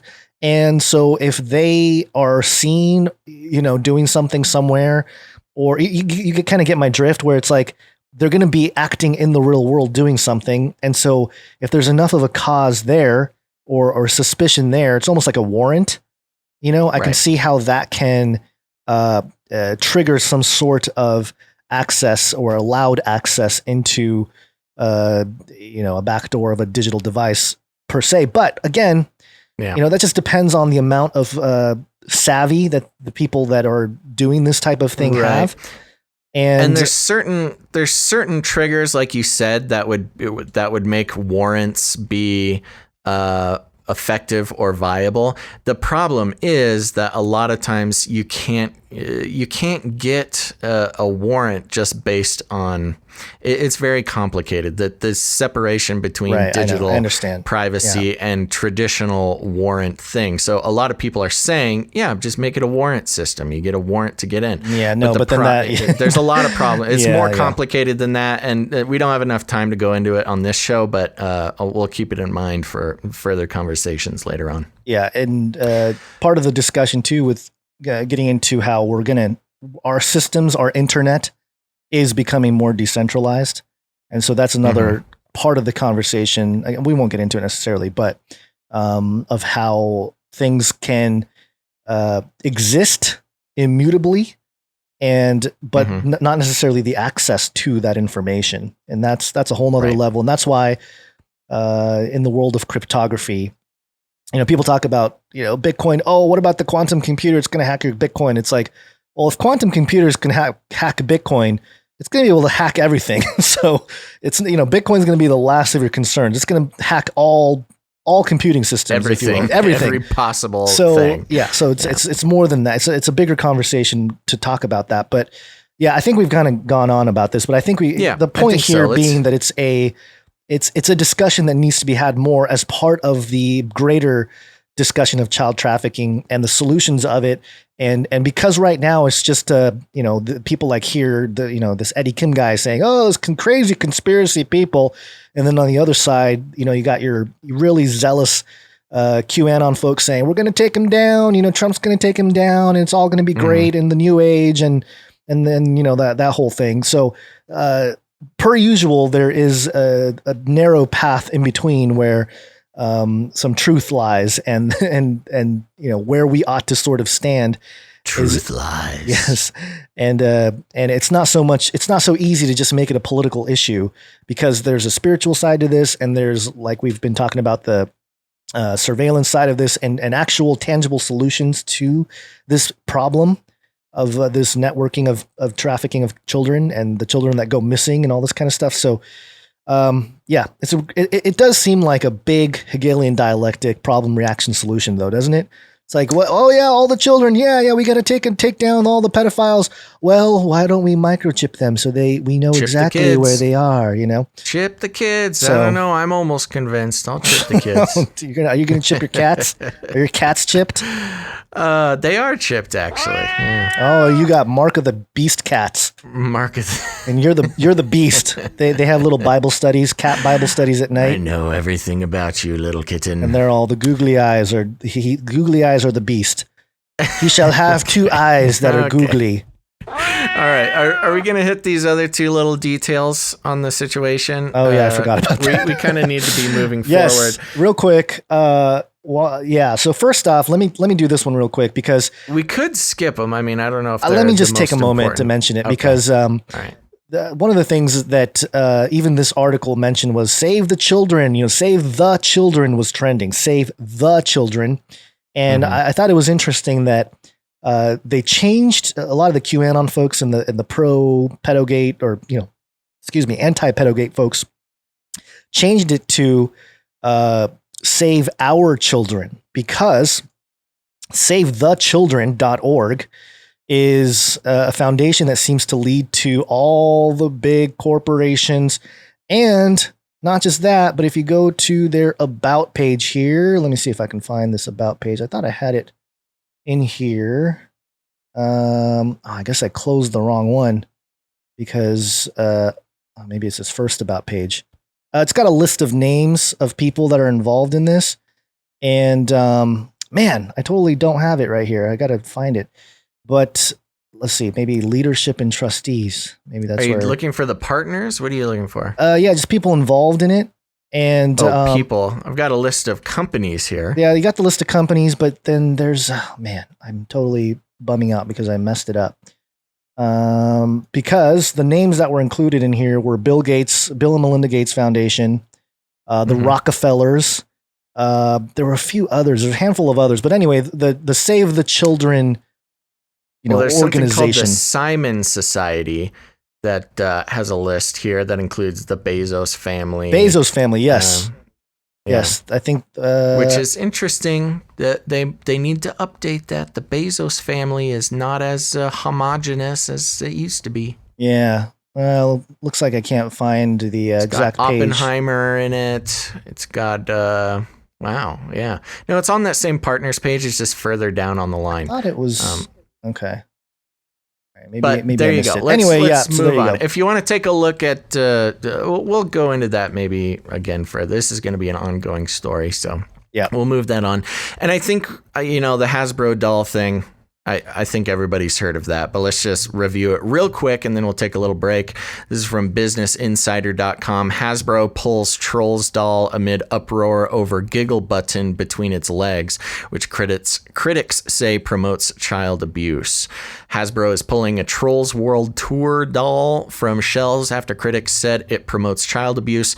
The Trolls World Tour Giggle and Sing Proppy doll was designed so that it would make giggling noises when in a seated position, according to the Hasbro spokesperson, but a petition on change.org points out that the button activates certain sounds is placed underneath the doll's skirt between her legs, which critics have deemed inappropriate. When you push this button on the doll's privates, she gasps and giggles. The petition, which called for the toy's removal, now has more than 311,000 signatures. This is not okay for a child's toy. So I'm sure everybody's seen this floating around Facebook here, but yes, this little troll doll was very disturbing from now what we know as being, grooming tactics. And toys have always been a part of grooming tactics for people who perpetrate this sin, this crime. Yeah. And so, they're taking it off the shelves. They're stopping it. And here's the one thing. It's only because of the crazy conspiracy theorists that this happened. Right. I mean, this is a very legit grooming tool. If not meant, if Hasbro didn't design it for that exact purpose, not even as a corporation, but some sick designers, sneaking it past, whatever. I'm not even making any statements on the role of the corporation or individuals in the corporation, but it certainly could be used for grooming. And it's only because of the crazy conspiracy theorist crowd that action was taken on this. Right. The vanilla normie crowd did not cause this to happen. It's the passionate, fringy folks that made this happen, taking this down, getting this off the shelves, taking it out of the hands of those who would use it as a tool for grooming. And so to those who are in that category, we salute you. All right. Let's we got to take a quick break and we got to get out of here. We're pretty much we got to move fast, so we'll do that. Okay, here we go. It's break time. Take a break. That's right. Take a break, everybody. Don't go anywhere, though, because after the break, we've got a very important article concerning lithium being put in drinking water and some moves to make that a reality. So, if you're worried about water quality or fluoride or a lot of those long-standing topics, lithium might be next. So you're going to want to hear about that. Then we'll see what we get to, but we'll just do the Nephilim update after that. Okay. And call it That's what we'll do. We'll move the other stories to next week's, Wednesday's show. So stick around for that. But before then, we want to thank some of our wonderful followers and producers. And Gons, we'll just go fast here. I'm going to start over with new Twitch followers. These are people who answered the call to follow us on Twitch. It helps us out a lot when you follow us and view the show on Twitch. We had a nice little spike in Twitch viewers today, so thank you very much for that, folks. And we've got some funny new usernames here. So let's go down the list. Are you ready, Gons? Yep. Let's do it. Step Rouge. Thank you very much, Step Rouge. Kemotso. Thank you very much, Kemotso. We got Bad Guacamole. There's a lot of talk about guacamole in the chat today. Bad Guacamole, thanks for being here. Tommy Rotten following us on Twitch. We've also got Red Ronin 19. Gons, this one's important. Pay attention. FBI agent in Gons's phone. Oh, no. Yes. So your FBI agent is now following us on Twitch. Thank you very much. Thanks. There. We've got Romanclature. Thank you. Aslana7. Decipher. Ooh. Emerald Dragon. Ooh. Selah ×3. Selah X3. Can't Crack Decode. Thank you very much. Dave 1667.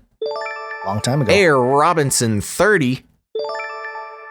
We've got a deep thinker here. I question everything 97.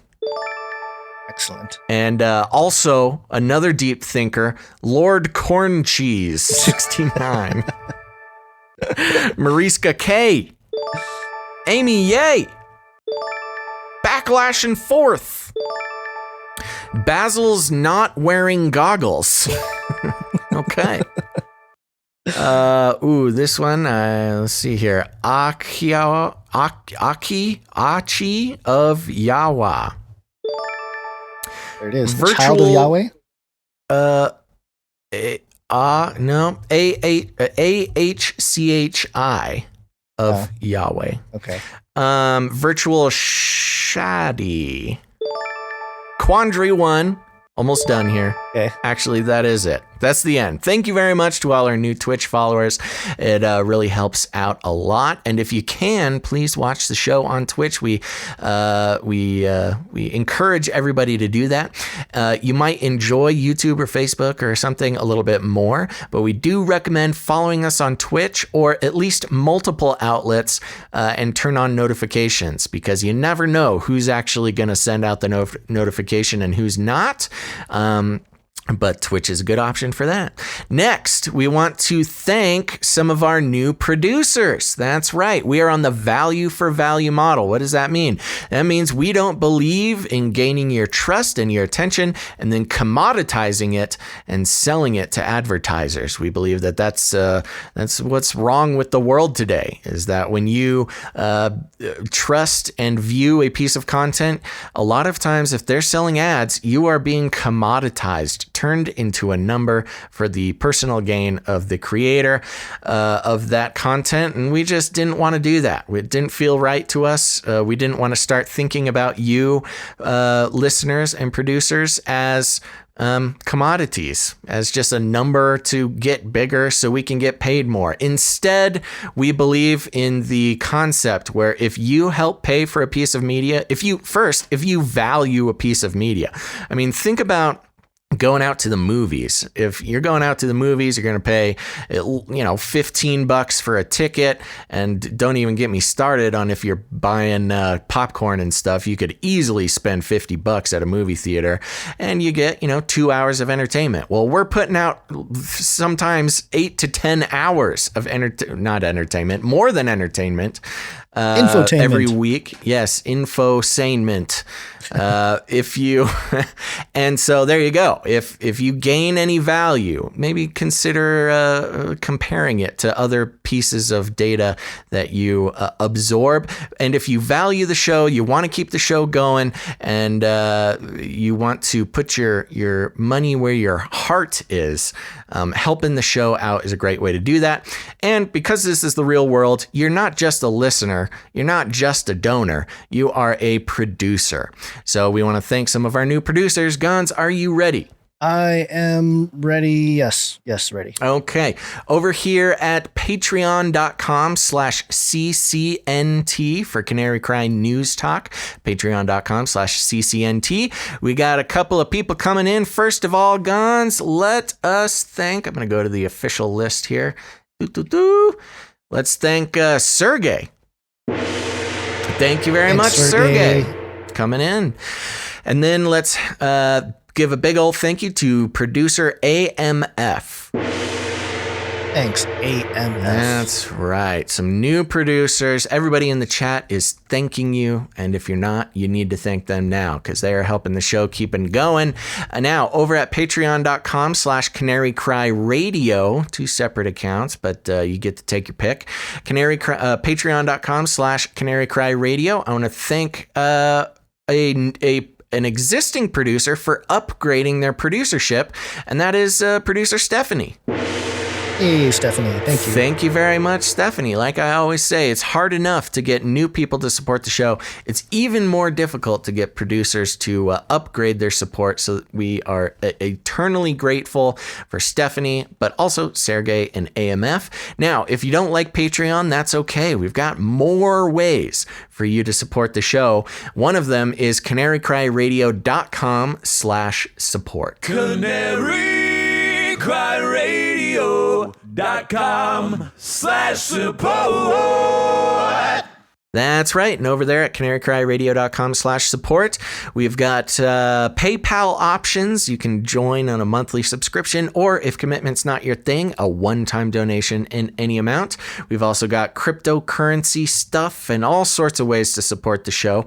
Remember, you get what you put into it, or you put in what you get out of it. Either way, please consider supporting the show. Now, Gons, who came in over PayPal since last episode? Well, from PayPal, we have some producers here, Ciara. And we also have producer Justin. Thank you very much, Justin. And finally, we had producer Brian come in. Thank you very much. Thank you. We could not do it without you, our producers, and we appreciate that very much. Now, there's other ways you can support the show. You can create art. You can create jingles. You can do all sorts of fun stuff. Gons, did anybody do any hard production work this week? I don't think we got any jingles as far as I can tell. If I missed you, please let me know, and we'll definitely get to it. Get you on the next episode. Of course, we can't go an episode without art from Ali Gazel and Bonds in the chat. Ah, yes. And today she sent us a piece of art, hand-drawn, called Just Glitch It. And Just Glitch It. This was in response to our last episode being so glitchy and not being problematic. Very as the problematic kids say today. The children, not the kids. They're not goats.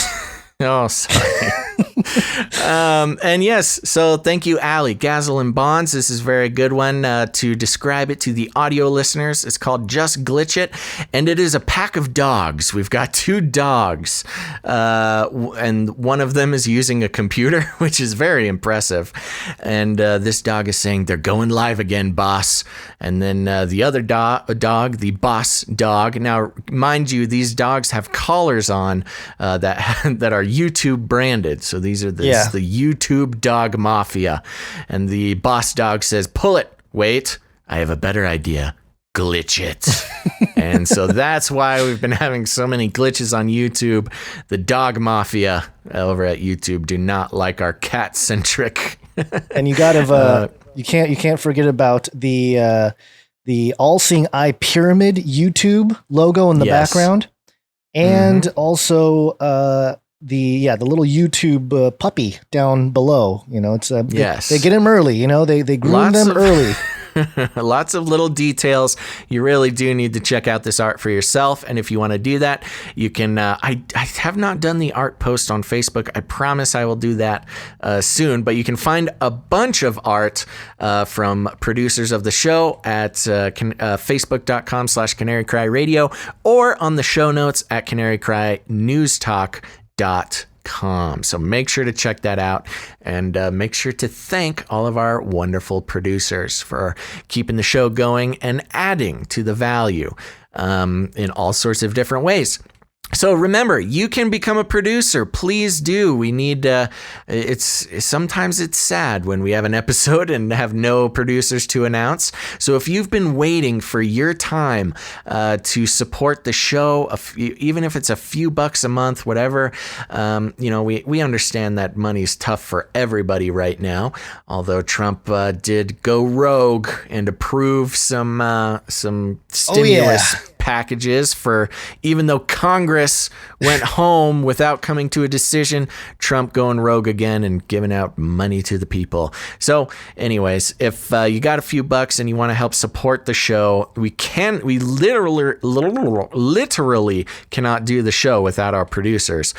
So please remember us for the next show on Wednesday, which will be the 12th of August.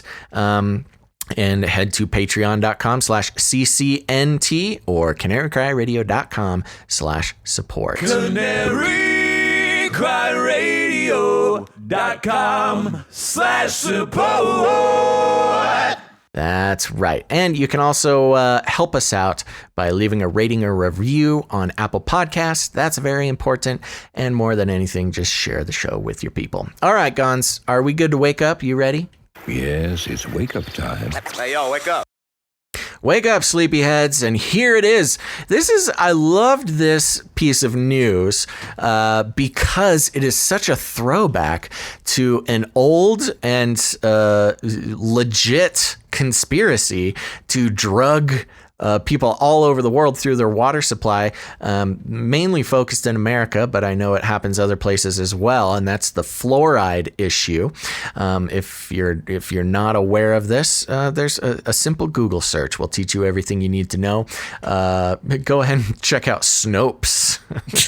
But here we go. Vice.com, the article says, scientists say lithium should be added to drinking water to prevent suicides.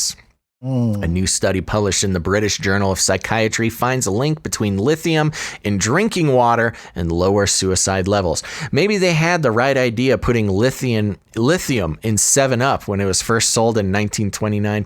Oh, the good old days where there was cocaine in Coca-Cola and lithium in 7-Up. Lithium in 7-Up, yeah. There was a funny meme going around regarding the 1918 flu pandemic. And it's like, yeah, they had a pandemic in 1918, but at least they had cocaine in their soda. It was a different time. Definitely. Yeah, maybe they had the right idea putting lithium in 7-Up when it was first sold in 1929, because in an era of rising suicide rates, especially among young people, a new study from Brighton and Sussex Medical School published in the British Journal of Psychiatry has found a strong link between geographical areas with high levels of lithium in public drinking water and lower suicide rates. In a press release from BSMS, the study's lead author, Professor Anjum Memon, said, quote, "It is promising that higher levels of trace lithium in drinking water may exert an anti-suicidal effect and have the potential to improve community mental health." Part funded by King's College London, the study is a meta-analysis of 3 decades of research in Austria, Greece, Italy, Lithuania, UK, Japan, and the USA. It concludes that lithium's protective abilities could be further tested by randomized community trials of lithium supplementation of the water supply in communities with high prevalence of mental health conditions and risks of suicide, which basically means their test subjects would be the entire city of Los Angeles or New York or, something like that. Deliberately lacing the water supply with a mind-altering chemical in some zones might seem like something out of a science fiction novel, but the authors of the report, as other scientists have said before them, think it's an idea worth experimenting. The report states, quote, "These findings, which are consistent with the findings in clinical trials that lithium reduces suicide and related behaviors in people with a mood disorder, suggests that naturally occurring lithium in drinking water may have the potential to reduce the risk of suicide and may possibly help in mood stabilization, particularly in populations with relatively high suicide rates and geographical areas with a greater range of lithium concentration in the drinking water." Just a real quick note right here, just to compare it with the fluoride studies and the addition of fluoride in drinking water across the world. The original study did find that naturally occurring fluoride in water did help with people's teeth. But the problem was that study was used to justify pouring synthetically created fluoride, which is a chemical byproduct of some, it's basically waste. It's chemical waste, this synthetic fluoride. So this naturally occurring fluoride, which, does exist in nature and can be found in some water sources, was used to justify pouring chemical waste, which is synthetic fluoride. And then we can get into all sorts of scientific reasons why they are not the same. It's complex, but it's not too much to understand, just too much for this short amount of time we have left today. But there you go. Same thing happening here. Naturally occurring lithium in drinking water may have the potential to reduce the risk of suicide, but that's going to lead to pouring synthetic chemical waste lithium into water. But anyways, moving on. You cannot blame scientists for thinking outside the box on suicide prevention. Our mental health has been deteriorating over lockdown. Current figures show there are around 800,000 suicides a year. It is the second leading cause of death among 15 to 29-year-olds globally. Unfortunately, the evidence shows that the isolation and economic stress caused by COVID-19 may well exacerbate this trend and lead to a rise in suicides. So basically what they're saying is we created a situation that caused more suicides, and so now we have the excuse to drug everybody against their consent. Just if you wanted a clarification of that last paragraph. The article continues, quote, in these unprecedented times of COVID-19 pandemic and the consequent increase in the incidence of mental health conditions, accessing ways to improve community mental health and reduce the incidence of anxiety, depression, and suicide is ever more important, said Professor Memon. Similar quote can also be found in Brave New World by Aldous Huxley. Scientists are not certain exactly how this naturally occurring silver-white metallic element found in soil, seawater, and rocks, and therefore vegetables, grains, and water supplies, alters human mood. The suspicion is that it stimulates the growth of nerve cells.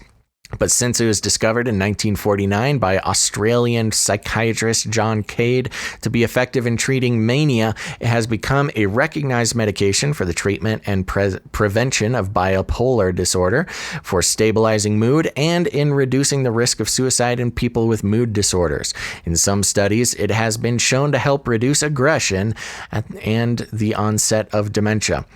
Before it became approved medicine in the early 20th century, lithium drinks, including 7-Up, which removed the lithium in 1949, to go back to the days, lithium beer, lithium water from an ancient Native American sacred medicinal spring in Georgia were promoted as calming tonics due to its electroconductive properties.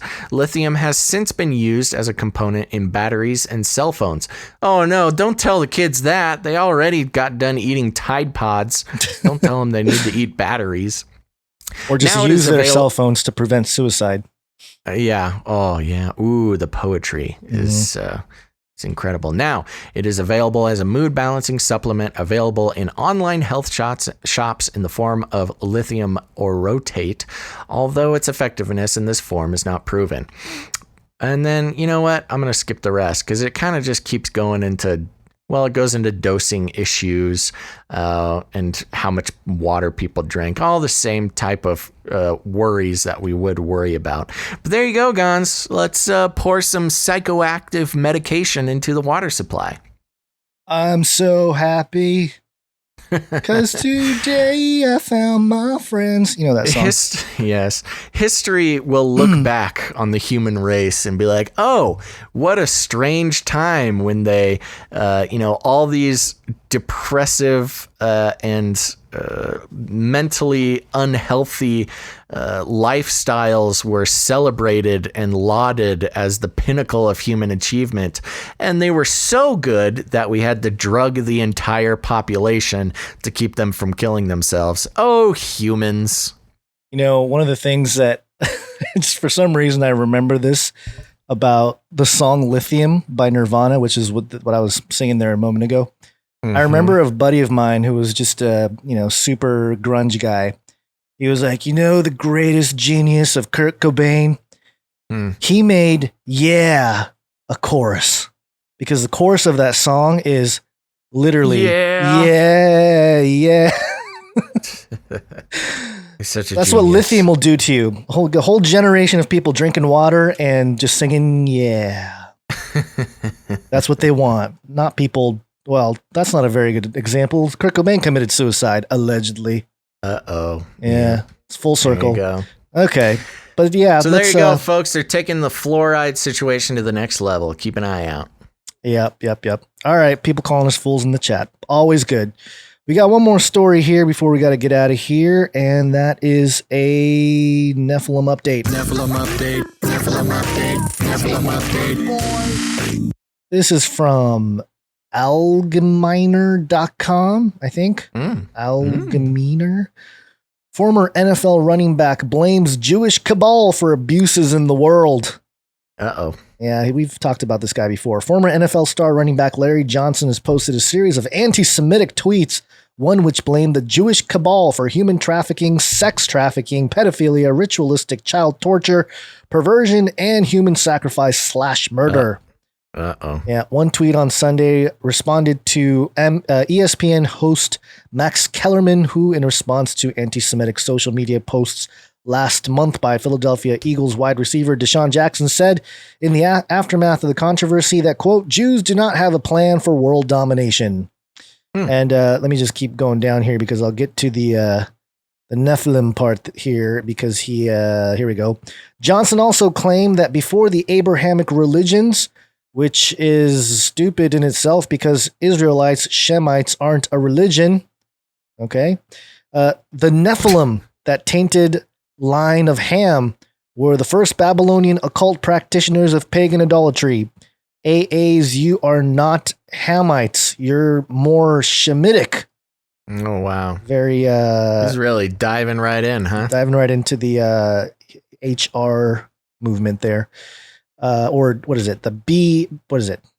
Talking about Black Israelites? Yeah, BIH. BIH, yeah. Or no, BHI. Sorry. Yeah, Black Hebrew Israelites. So there you go. He mentioned the Nephilim, and he's getting a whole bunch of people talking about it because, of course, you know, what's not to like about a former NFL star, Black Hebrew Israelite, talking about the Nephilim, bringing attention to the greatest conspiracy of this world. Nephilim update. Nephilim update. Nephilim update. Basil's True Love in the chat says Joe Rogan talked about the Nephilim. Ooh, did he really? Yeah. When? Yeah, we gotta connect with that guy. Finally, we can get our podcaster's badge. Yeah. All right. All right, folks. Well, thanks for sticking around here. We appreciate it so much, and we apologize. Well, kind of. If you need an apology, we apologize for cutting the show a little short today. Although it was technically the length of a show. Yeah, so it was. What are you going to do about it, folks? Come at me.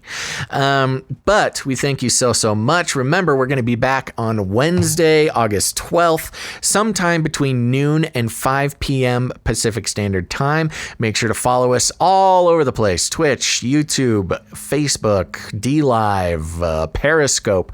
I would say follow us on all of them and turn on notifications because it's really a numbers game, folks. You got to get as many outlets committing to send you a notification, and hopefully one of them will actually do it. So go ahead and do that and tune in to Wednesday's show. And remember us because we are going to need some producers to thank on that day. If you've been playing with the idea of supporting the show, producing the show, now's your chance. You, dear listener, individual listener, I'm talking to you individually. You've been thinking about it. Consider it in the next couple days so we can give you a shout out on next week's show, this coming Wednesday's show. So thank you very much for that. Remember, you can support the show also by sending in art or jingles. Go ahead and send that to canarycryradio@gmail.com. Gons, we forgot to play the One Art Please jingle for the art section. We got to remember to line that up because that needs to be there more. But yes, you can create some sort of art or jingle or anything, or just let us know how you rattled somebody's cage. You can send that to canarycryradio@gmail.com. You can also help the show out a ton by leaving ratings and reviews anywhere you listen to the show, but specifically do that on Apple Podcasts because that helps the algorithms share the show with people who have never heard it before. It's an easy way to support the show and spread the truth. And it's a way that Gonz and I have no control over. It's all you guys. We have not had a review lately, so I would appreciate that very much. Let's see here. I think that's it. Anything else? Am I forgetting anything? I don't think so. Nope.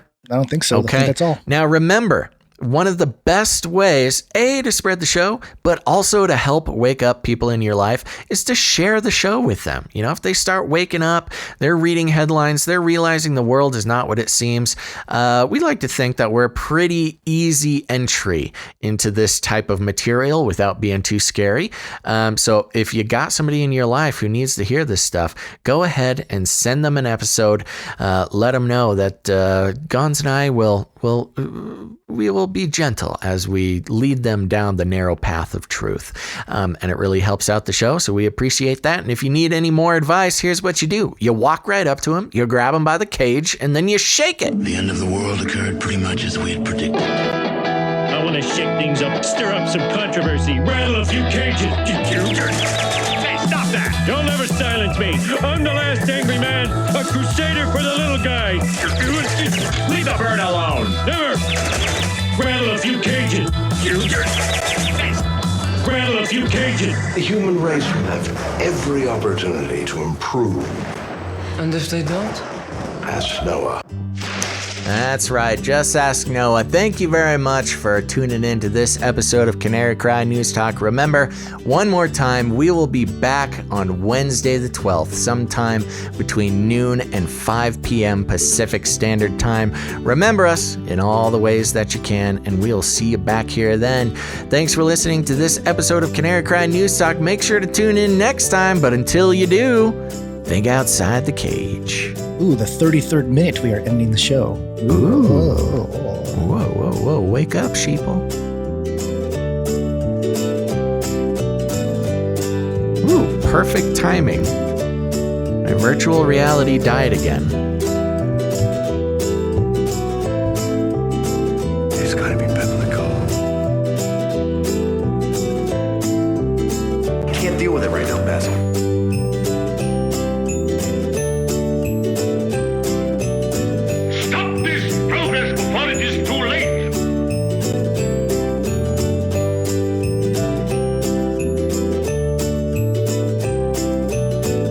That was nice.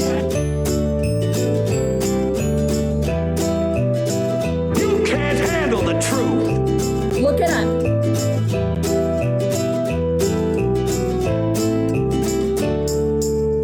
Remember, reality is an illusion. The universe is a hologram. Buy gold. Buy! In the future, humans will be confined in a people's zoo. People, I'll keep you safe and warm.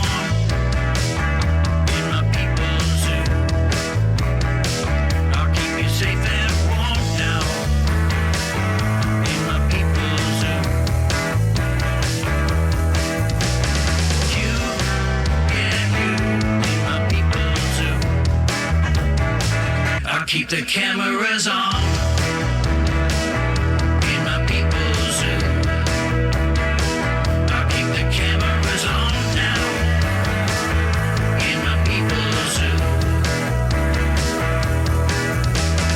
You in my people's zoo. I am not capable of hatred.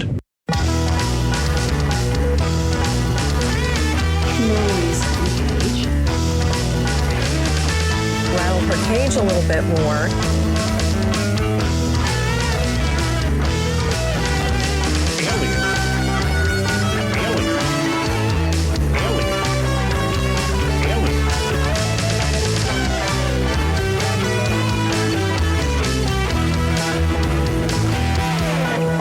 I'll make you fat and sassy in my people's zoo. I'll make you fat and sassy in my people's zoo. You get you. You get you. You get you in my people's zoo. Science is truth. We should invite fewer people to be born. I want to shake things up, shake things up. I want to shake things up, shake things up. Leave the bird alone. I want to stir up some controversy. I want to rattle a few cages. I want to rattle a few cages. I'm the last angry man. You'll never silence me. I'm the last angry man. I see. I'm the last angry man. You'll never silence me. I'm the last angry man. A crusader for the little guy. Little guy. Well, we'll see about that. Whatever, Illuminati.